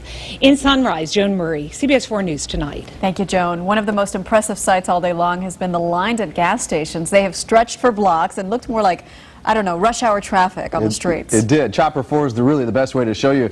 And when we first saw these early this afternoon, we were really surprised at the long lines to buy gasoline. CBS 4's Jason Wheeler's live in Pembroke Pines at one of the stations that saw lines all day. And Jason, I see the red bags are out tonight. Yeah, Rob and Maggie, we can assure you that there are no long lines here right now, and this is why. Very much the same scene at many gas stations across South Florida that were tapped out today by South Floridians who tried in earnest to prepare for Ernesto. Eating it while I can, exactly. Tonight, many South Floridians, just desperate to get it before the storm. Yes. Now have more gas in their vehicles than many South Florida gas stations have in their tanks. Got a load about 11 o'clock-ish, and that ran out about 4:30-ish. All over the place, supplies have been sacked by customers eager to quench their thirst for fuel. You know, people are getting crazy, getting all the water, running around to get gas. Throughout the day, throughout the region, there have been blocks-long lines for fuel, drivers idling for upwards of an hour just for a chance at making it to the pumps before they run dry, and many of them have made it. Yeah, thank God. Thank God. But some may not. They will likely have to return tomorrow to, again, line up to fill up in advance of a storm that appears to be driving in our direction. Hopefully it doesn't hit us and everyone's got full tanks. We can certainly all hope for that, and if you didn't fill up today, don't despair too much. A lot of these stations were expecting shipments earlier this evening, but obviously things are a little bit behind. Many of them will be getting gas again very early in the morning and throughout the day tomorrow. In fact, Governor Bush says right now there are about 295 million gallons of gas in ports around Florida just waiting to be distributed, and many of these places do have generators now for after the storm as well. So don't panic just yet if you haven't gotten your gas. Live in Pembroke Pines, Jason Wheeler, CBS 4 News tonight. We're going to keep you posted on gas and everything else here having to do with Hurricane Ernesto. Our special extended edition of CBS 4 News this morning begins early. We're going to start at 4 a.m., so tune in when you wake up. Of course, you can head to CBS4.com anytime for the latest advisory and storm tracks, and you can also head there to get the latest information sent to your cell phone. It's free, so go to CBS4.com and sign up. Now, if the power goes out during a storm, will it be days or weeks before it's restored? The answer could depend a lot on you. We'll have that story next. And don't forget, our Brian Norcross is getting ready to answer some of your questions. There's still time to log on to CBS4.com and go to the Ask Brian section. Tonight, as always, Neighbors for Neighbors here to answer some other questions like closures and shelters. Call our volunteers at 305-597-4404. And we'll give you a live look at Key West here. What is the plan there for the storm? We'll have a live report still ahead tonight as this special edition of CBS 4 News continues.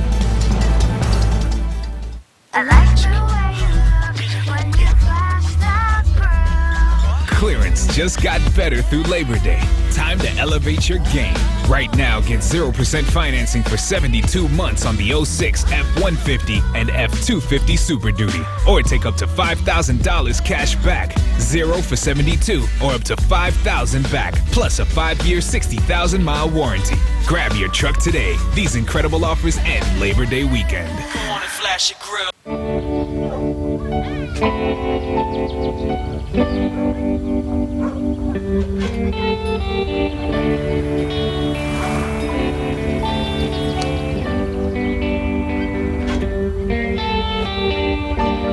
You see what's there.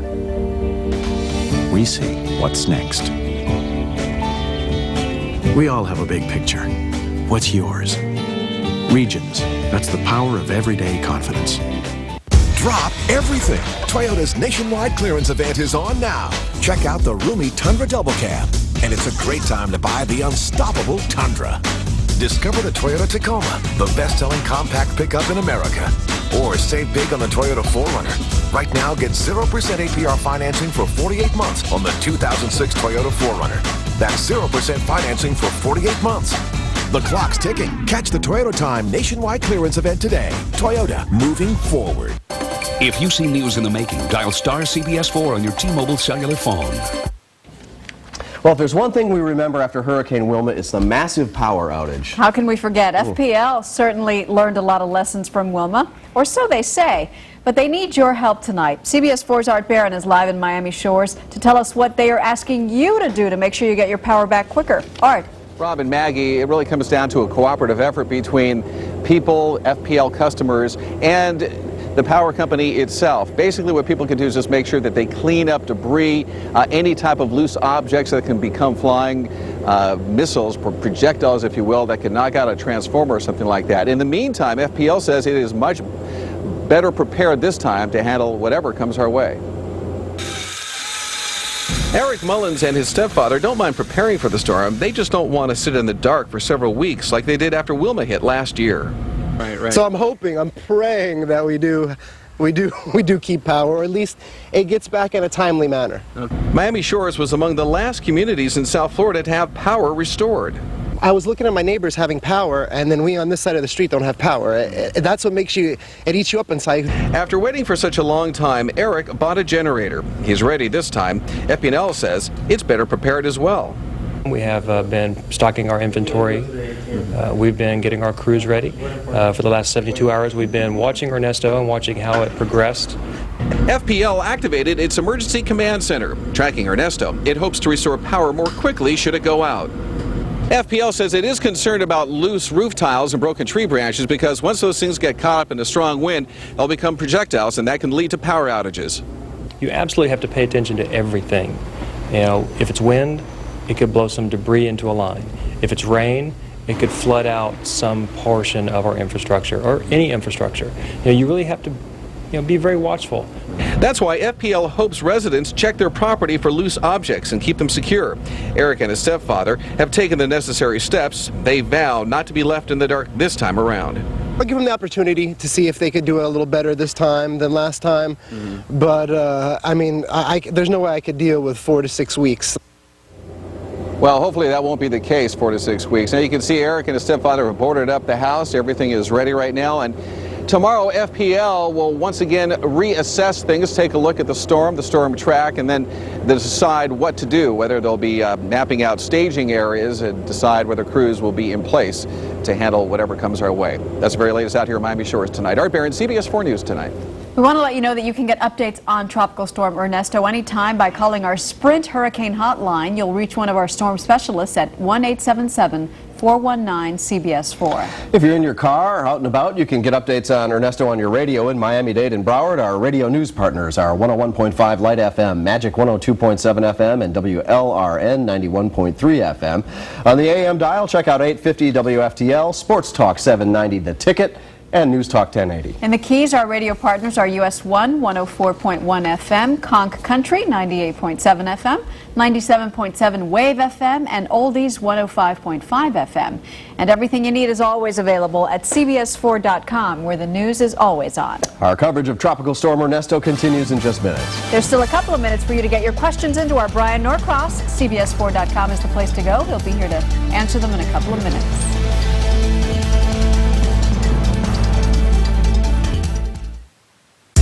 Hey, Mr. Opportunity here. Got a multiple choice question for you. What do all these trucks have in common? Easy, Honda clearance. And that means you can get an 8-passenger Pilot, the ever-versatile CR-V, the very unique Element, or the rugged Ridgeline for a deal that's going to make your head spin. The 2006 Honda clearance. Lease a Honda Pilot for $299 a month for well-qualified customers. Hey, it's starting to get crowded in here. Nice. I love a big audience. I'm Mr. Opportunity. I'm back, and I'm still knocking. Worried about Ernesto? Neighbors for Neighbors are standing by to answer all of your storm concern questions. Just call 305-597-4404. You're Tom Gallagher, and you've got problems. You've run for governor 3 times, liberal, pro-choice, anti-gun, and so pro-tax you supported the state's largest tax increase. Taxing Tom Gallagher. Desperate. You flip-flop, confessing each time you run, you're a different person. But you're still taxing Tom Gallagher. No conservative, still love higher taxes, even opposing Charlie Crist's property tax cuts. Charlie Crist, endorsed by the NRA. Positive, pro-life, Ronald Reagan Republican we trust. It seems like interest rates keep climbing and climbing, which makes it tough to buy the furniture you want, especially if you want to finance. But not at Rooms to Go. Our finance offer is completely interest-free with first payment January 2008.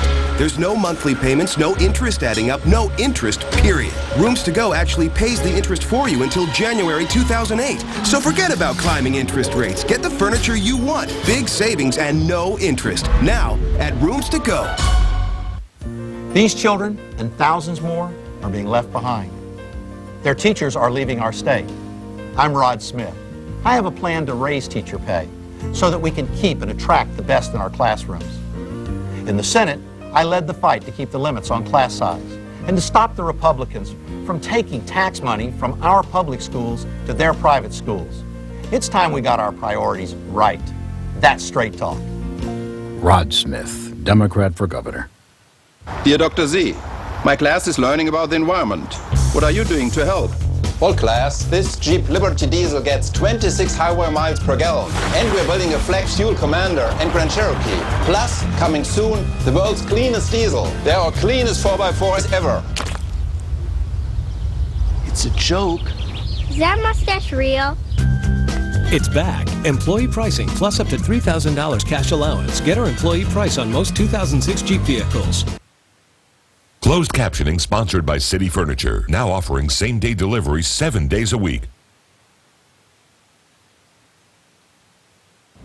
Welcome back to our special CBS 4 coverage tracking Tropical Storm Ernesto. We want to go to weather control. Brian Norcross is getting ready to speak with Max Mayfield at the National Hurricane Center. Brian. All right, Maggie. Max is standing by. I checked in on him just a moment ago. Max, seems like every time we come to talk to you, Ernesto looks a little worse, which is a good thing, I guess. But you're still thinking it has a chance of coming back together and causing us problems. I think that this is really good news. The fact that that center stayed over land as long as it has, you know, it could even come off as a depression in the morning here. But if it keeps, you know, moving along there to the west-northwest, I think the chance of it becoming a hurricane are definitely diminishing. We still have one of our better models, that GFDL model, that takes it up to hurricane strength, but the others have definitely backed off, and our official forecast has knocked it down a notch. And you know, we're still going to have a system come over us here, but this is good news that it's not strengthening at all. Is it far off the models? It seems like the models have trended toward today, wanting to bring it off sooner. And it keeps going west, keeps going west. Doesn't that put a little question in your mind of whether the models have a grip here on what's going on at the lower levels, maybe? Because it seems to be the lower levels are driving it, and the upper level winds are not at the moment. Driving the center, anyway. And I think that's true. The fact that it hasn't strengthened, you know, the lower level flow is moving it more westward. We're not sure we understand exactly why that is there, you know, but that upper level low that seems to have inhibited some of the development today, you know, that's not having an impact in pulling it up to the north. So anyway, the bottom line of this is, I think, really good news that it's stayed over land as long as it has. So as folks are going to bed tonight, I guess the only real advice is get up in the morning and let's see what we've got to deal with here. Because we do have time, it looks like, at least the morning hours for in Miami-Dade and Broward and into the early afternoon, where if we had to take some kind of action, putting up shutters at the last minute for folks that haven't done, we're going to have that time. All right, that's right. I think the best thing to do is just to tell everybody to go to bed, get a good night's sleep, wake up early and see what the 5 a.m. forecast says. We're going to have our Air Force Hurricane Hunters in there about 1 o'clock this morning, and they'll stay in there until around 8 o'clock in the morning. We've got the NOAA jet flying, you know, around the environment to help with the steering currents. The track forecasts are pretty consistent here. You know, they've shifted westward just a little bit here, but we're still talking about a system coming over the Keys in South Florida. But with the so-called G4 data, the environmental data, that was done and it was in the model that ran at 8 o'clock tonight, so it'll be in the morning forecast? Yes, they started actually at 2 p.m. This afternoon, and we're going to do back-to-back. They flew, they've gone back, and they're going to take off, refuel, and take off again at 2 a.m., and we're going to do that back-to-back here as long as we need to. But it's so weak and it's shown no signs of intensification here whatsoever. And The only way we could get surprised, I think, is if that center redeveloped and, off the north coast sooner than it looks like it will now. We're not out of the woods. We need to watch it, but so far the tendency has been for it to diminish. Yeah, and we can see there's sort of a big, I was showing earlier, a big circulation there. It seems separate from the low-level center, and sometimes they do develop, but it doesn't look like it right now. So let's leave it there, Max, and we'll just encourage everybody to check in the morning, and we appreciate it, and we'll stay in touch. Sounds good. Thank you, Brian. All right, so that's the bottom line. As of right now, it all looks good, but as Max says, sometimes we get surprised. Let's hope we don't on this one, but right now we're feeling pretty good tonight. Brian, our viewers have been emailing questions for you, so we want to give a couple of them to you right now. Okay. Let's start with Mary in Homestead. She wants to know, and this will, I'm sure, depend greatly on your forecast track, but what direction would the winds be coming from when the tropical storm actually gets to our area, if it is a tropical storm at that point? All right. Well, given the fact that the storm continues to move off to the west, and it looks like more likely that if it did begin to turn north, that it would come over the Keys as opposed to coming into, say, the Miami, downtown Miami area, for example. That means it's going to be to the west of Homestead, so the winds are going to come in from the southeast initially. If the storm moves to the west of Homestead, then they'll go south, and then they'll go southwest. But you're right, Rob, it just depends on exactly where the center of circulation would come relative to Homestead or any other location, on exactly how the winds work. But that looks the most likely right now, starting from the southeast. Brian, I think Jessica from Parkland asks a great question. She wants to know what is the strongest that Ernesto could possibly be by the time it arrives, and this is an answer that I know has evolved throughout the day today. Well, possibly is a difficult word, because we have seen in the past storms intensify rapidly that we really didn't expect. Wilma was that case last year down in the Caribbean. It went from a tropical storm to a Category 5 hurricane in a day. It was the fastest development ever seen in any kind of a tropical storm in this part of the world. So these extreme things happen. We don't think that would happen, but you hate to ever use the word, it's impossible to see a hurricane develop out of this, a Category 1 or Category 2 hurricane. The National Hurricane Center has kept the hurricane watch up because they can read the history books as well, and they study these things and know that sometimes just the right ingredients come together to make things spin up. That is not what's expected, but I just can't say tonight that that's impossible, that we would get a Hurricane Wilma type hurricane. I would be extremely surprised if it was anything higher than that. I'd even be surprised if it was that. Well, I've got a general question, which we've talked about during past hurricane coverage. Is development of any kind more favorable in the daytime or the nighttime? Well, the thunderstorms around the system are more likely to develop at night, and the reason is that the overall atmosphere cools, and it's the contrast in the atmosphere that makes these storms develop. So the temperature of the ocean stays the same, but the upper atmosphere cools, so you get a bigger contrast, and therefore you have more lifting of the air, of the moist, warm, moist air from the surface. So you tend to get more development overnight and into the morning hours, and then it tends to taper off in the afternoon. But there are other factors involved, including how much air is going over land, dry air coming in, other issues that might also affect the strengthening. But if everything else were equal, it gets stronger at night and it gets weaker in the afternoon hours. When do you think, if it keeps doing what it's doing now, that it'll get into that water, leave Cuba, and give us a better idea of what it will ultimately do? Well, if it keeps doing what it's doing now, Maggie, it's going to keep going that way. If the models just have it wrong, and this thing that we detected this afternoon, in the middle of the afternoon, of the center moving on off to the west-northwest over Cuba as opposed to that direction we thought it was going to go, if whatever the mechanism was that caused that to happen, and as Max said, they're not quite sure there either. We can speculate, but we're not sure.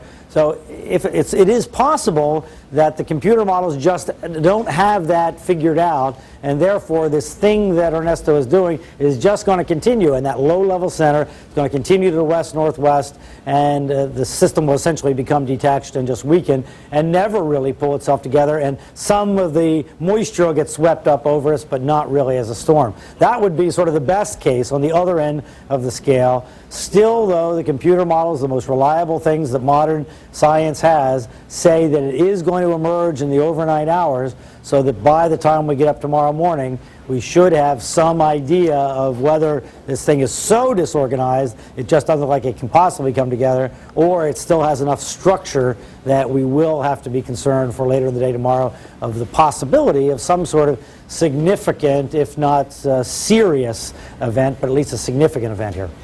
Well, we know a lot of people are off work tomorrow, Brian, because of all the planning that's going on today. So I think this is going to be the million-dollar question throughout the morning. It comes from Danny in Coral Springs, and he wonders, do you recommend that people put up their shutters even if Ernesto remains a tropical storm? I think the answer to that question is in the morning. Nobody should go out and put up the shutters in the dark because there's going to be time in the morning. So let's wait and see. Get up in the morning, check in, see what the National Hurricane Center analysis has been overnight, because they're going to have new information from the hurricane hunters. And if indeed the center emerges here in the overnight hours, even though it's dark, they're flying back and forth down there trying to find an emerging center so they can figure out how big is it and plug that information into all the computer models, and so that the computer models can actually start with reality. That's why there's all this observing going on with 2 different kinds of aircraft down there.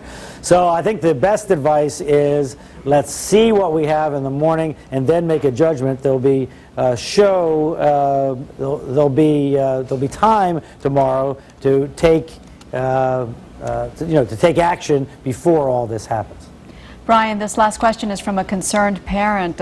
He or she wants to know if Ernesto is going to hit Central Florida. We don't even know if it's going to hit South Florida, but what would you say to this parent? If the system comes north, odds are, and does get going, odds are there'll be some effect in Central Florida. Right now, we're not expecting a seriously strong system here, and it would be even weaker there. So at this point, we're not very concerned for anything more than significant rain.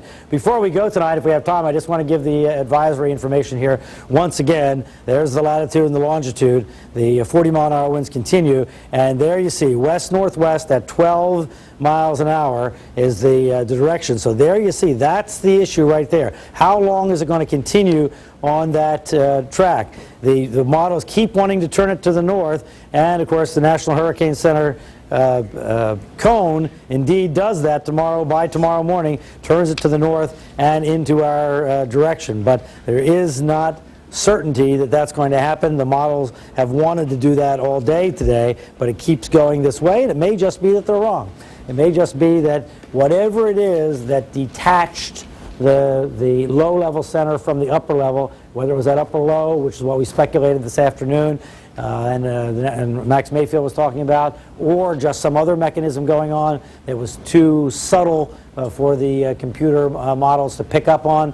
We don't know, but it is possible that they just don't have a handle on it, and it's just going to continue to rip itself apart, essentially, and not be an issue. But until it happens, until it turns or it doesn't turn tomorrow morning, we're just not going to know. That would be great, though. It'd be good to wake up in the morning and hear that. Thanks a lot, Brian. Well, we know Weather Control is going to be watching it every step of the way. Other people watching this storm every step of the way, especially down in the Keys, where the usual party atmosphere has been a little more subdued. The initial forecast called for a lot more trouble than the current one does for the Keys, and so all the tourists were ordered out. CBS 4's Brian Andrews is down there live. Wow, that is a barren Duval Street tonight, Brian. Yeah, it's not like you would usually expect on a hopping night, but then again, this is the middle of the summer, not exactly tourist season, and yesterday they gave the word to everybody to get out of town. Let me show you over here what's happening with a lot of the tourist-related businesses. Banana Republic, we're closed due to the storm. Thank you, with a smiley face. This business and at least a half dozen others that we've counted have locked their doors and are going to stay shut tomorrow. The city of Key West says they'll be closed. Only essential emergency personnel should report tomorrow. As for the airports, if you're trying to get out of town, tonight was the night to do it. The very last flight left at 9 o'clock. It was 80% full. So your last chance to get out of town is tomorrow morning by bus. There's a bus leaving, we're told, at 8:45 from the Greyhound station. We took a walk down Duval and saw only a handful of people having dinner at Mango's. They were closing up the bar at Fogarty's. The Hard Rock already boarded up. Shops like Express all locked up in advance of Ernesto. It was a beautiful Monday in Key West. Perfect beach weather for the locals who stayed behind. I don't think it's going to be that bad. It's party time. If it will be that strong, we're going to evacuate, of course. This business along the beach, battening down the hatches. Just tie everything down, get it as comfortable as possible, make sure nothing's going to be hurting anybody else. As we drove to Key West from Miami, we made our way across the 7-mile bridge. And on our journey, we didn't see as much northbound traffic as we expected. State parks like the world-famous Bahia Honda were closed to tourists due to the evacuation. Coming into Big Pine Key, we made our way through key deer habitat and didn't see any of the furry little creatures. On Sugarloaf Key, we found the shelter that was open, but the shelter was empty. We made our way into one Sugarloaf Key neighborhood where we found this woman. So Jenny, what are you going to do? With the way the storm looks, the way it's going, I'm going to vacate to my daughter's house. While her neighbor says she's staying, this lady says she's definitely leaving tomorrow. Been living down here since '57, so we've been going through a lot of storms. And we're back live in Key West tonight at Duval and Fleming Street. Again, it's kind of a ghost town. A lot of people have left. Town was pretty much empty to begin with. We did meet a couple business people tonight who said, you know what, we're going to go out, we're going to take our wives to dinner, we're going to patronize the local businesses because we know everyone has left town. They said the waiters are having a hard time down here with the cost of living and they want to help pump some money into the Key West economy. Aside from people, there are issues with pets. We presented a very interesting story earlier tonight about what's happening at the Dolphin Research Center. You know, they say the dolphins know the storm is coming because they're a little friskier, and they usually say that after a storm passes, they have baby dolphins because the storms tend to get the dolphins excited. If you'd like to see that story, just check out our webpage. It's CBS4.com. That's the latest live tonight from Duval Street. I'm Brian Andrews on CBS 4. More babies, period. When the power goes out, that can be true. Happens. That can be true. I've seen it. It's a fact. Up the road in Marathon, a popular restaurant there looked more like a ghost town because of the evacuations. A lot of people cleared out. CBS 4's Jawan Strader has that story. It is a beautiful, quiet night here along US 1 here. Not much activity at all. You'll occasionally see a car or two make their way up north from Key West. But for the most part, you could tell that many of the tourists have evacuated the area. Good news for officials. They believe many people are preparing for Tropical Storm Ernesto as they take it in stride. The sweet sounds of live music played to locals in Marathon under a half moon at the legendary Porky's. But the seats in the barbecue and seafood restaurant are empty as tourists evacuate for Tropical Storm Ernesto. As soon as they had issued the warning and that kind of stuff and asked everybody to leave, you know, we saw a lot of people that were packing up their stuff, the campgrounds, things like that. Oh boy, we got to get out of here. And that's the issue that they took. Getting all ready, right? Earlier, the manager at a nearby mobile home park went door to door alerting residents to evacuate. That's pretty much it, except for just putting the panels up. Mark Kane is taking no chances with Ernesto. He's getting his hurricane shutters in place and hasn't forgotten the damage Wilma caused him last year. We had like 2 to 3 foot waves on 11th Street where we lived. And it just washed in telephone poles, trash cans, all kinds of stuff that was just floating around. The Marathon Marinas were also busy as boaters tied down boats, making sure Ernesto doesn't snag them away. Don't forget to board up the house. Ernesto may be turning toward South Florida, but it won't take away the laid-back spirit that keeps the Keys alive. You're too kind. A spokesman with the Monroe County Emergency Management tells me that the shelters for the most part are empty. He says that he believes the shelters will start to fill up depending upon where Ernesto exactly is headed. Reporting here from Marathon, Jawan Strader, CBS 4 News Tonight. We're also following other news tonight. He told the world he was with JonBenet Ramsey when she died. So why did the district attorney drop murder charges against this man? The stunning turn in the child beauty queen murder case is up next tonight. And The Late Show airs in its entirety starting in about 10 minutes. Tonight, Dave talks to Travis Pastrana. We'll be right back. It's time for Williamson Cadillac's $25 million clearance event. Lease a brand new 2006 Cadillac STS for just $299 per month, or the new DTS for just $359 per month. Williamson Cadillac, where the Palmetto meets US 1. Today, it costs more than ever to buy the fuels needed to make electricity. That's why at FPL, we're using a diversity of fuels while also making sure our oil and gas-fired power plants remain the nation's most efficient. We can all start saving electricity today by doing a few simple things, like using compact fluorescent light bulbs, which use a lot less energy. Take our free online home energy survey for more energy-saving ideas. Visit FPL.com today. FPL, powering today, empowering tomorrow. Esserman is the #1 Nissan dealer in Florida, and it's where you get the bottom line. Giving you the best deal will be my top priority. Lease this new 2006 Murano or this 2006 Pathfinder for only $299 a month, sign and drive. Or buy the new 2006 Nissan Sentra and we will double the factory rebate. That's $4,500 cash back to you. Get to the bottom line sales event at the #1 Nissan dealer in Florida.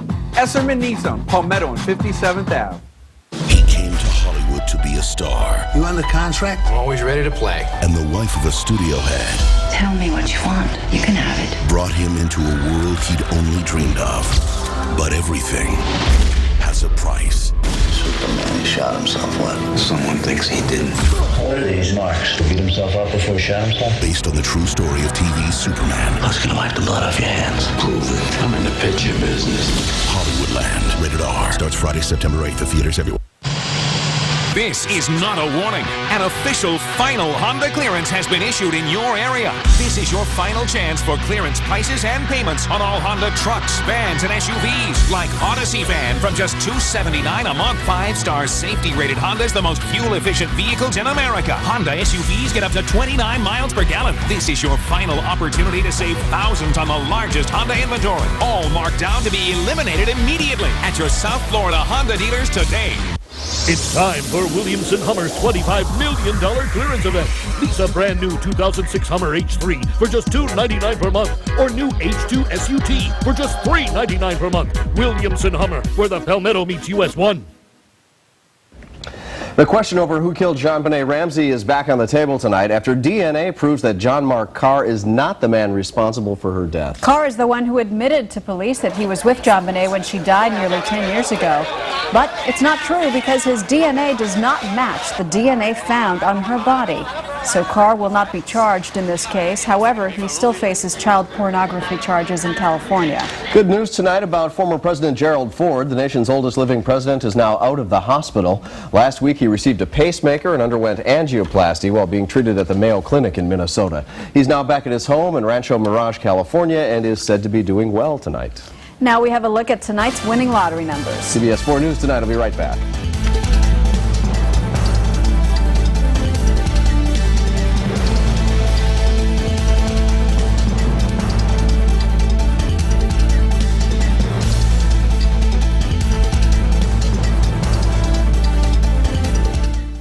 Drop everything. Toyota's nationwide clearance event is on now. Check out the roomy Tundra Double Cab. And it's a great time to buy the unstoppable Tundra. Save big on the Toyota Tundra. Right now, get 0% financing for 60 months on all new 2006 Tundra models. Or get $4,000 cash back, plus the XSP Sport Package discount for a total savings of $6,000 on the Tundra Double Cab. The clock's ticking. Catch the Toyota Time nationwide clearance event today. Toyota, moving forward.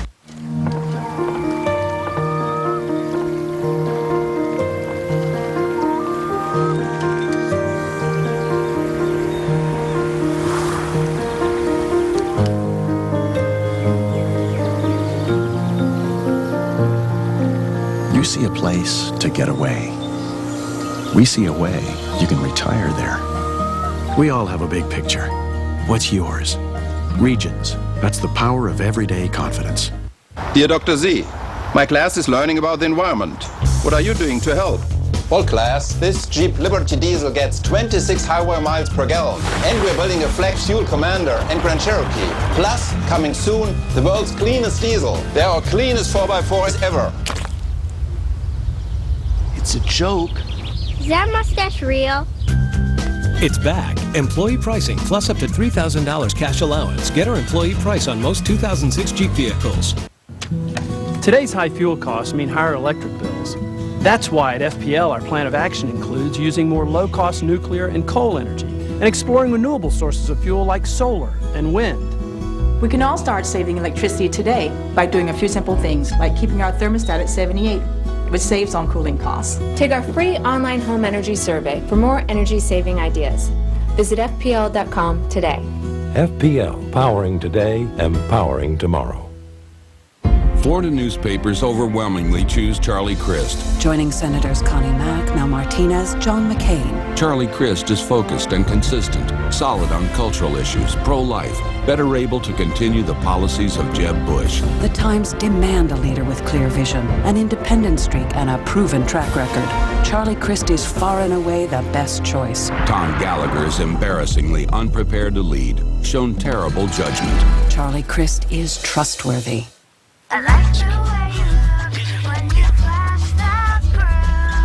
It's clearance, and it just got better through Labor Day. Time to elevate your game. Right now, get 0% financing for 72 months on all Ford cars, trucks, and SUVs. Or take up to $7,000 cash back. 0 for 72 or up to 7 large cash back, plus a 5-year, 60,000-mile warranty. Grab a tight ride today. These incredible offers end Labor Day weekend. Before we wrap up this edition of CBS 4 News, we want to give you one more check on Tropical Storm Ernesto. CBS 4 storm specialist Brian Norcross standing by with it. Brian? All right, we've been looking at these satellite pictures very closely because I think, we've been talking about, okay, what are the odds of what's going to happen in the morning? I think the odds are this is going to be a tropical depression in the morning. I think the odds are that what we get is not going to be very much, but we can't guarantee that at this point. Here's the satellite picture, and you can't even really pick out the center of circulation. It's right down in here, but you notice this very large upper level circulation in here that you can see, and whether somehow something comes out of that that's different from this low level circulation that's down here near Camagüey, that is open to speculation. Sometimes something like that happens, and we talked about overnight is when these thunderstorm complexes tend to develop more, and sometimes out of that circulation can develop. So unless the thing suddenly jumps up here and then that turns into something that moves toward us and that has time to intensify, I don't see a significant storm coming out of this for us. Not that it might not be very rainy and not that we might not get something, but I just don't see much. Here you can kind of see there's that upper level low. It's kind of moving on by. You can watch it. See it spinning right there, spinning, spinning, spinning.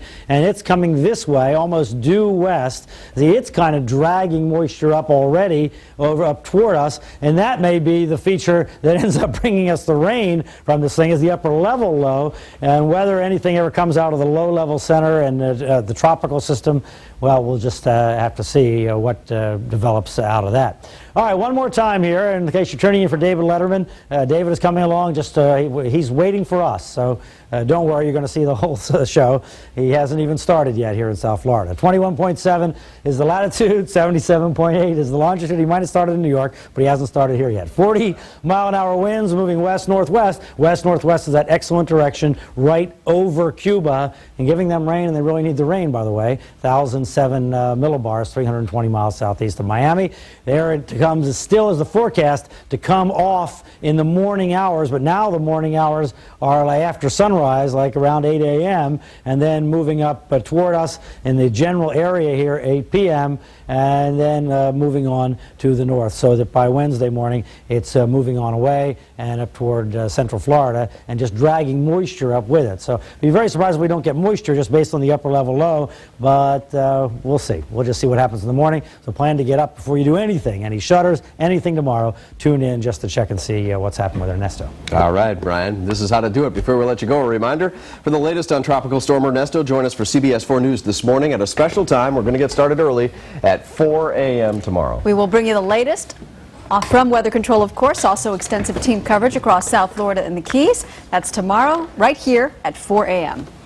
And that's CBS 4 News Tonight. Thanks for watching this special extended edition of CBS 4 News Tonight. We are always on. You get all the information you need on the storm and anything going on in your local area right at CBS4.com. Yes, I'm sure maybe you have one of these with our picture on it, the four of us, but you don't need this because we're going to be right here helping you weather this storm, whatever happens with it. Right now it's time for Dave Letterman. For David Bernard, Brian Norcross, Rob Hanrahan, I'm Maggie Rodriguez. Good night. Good night.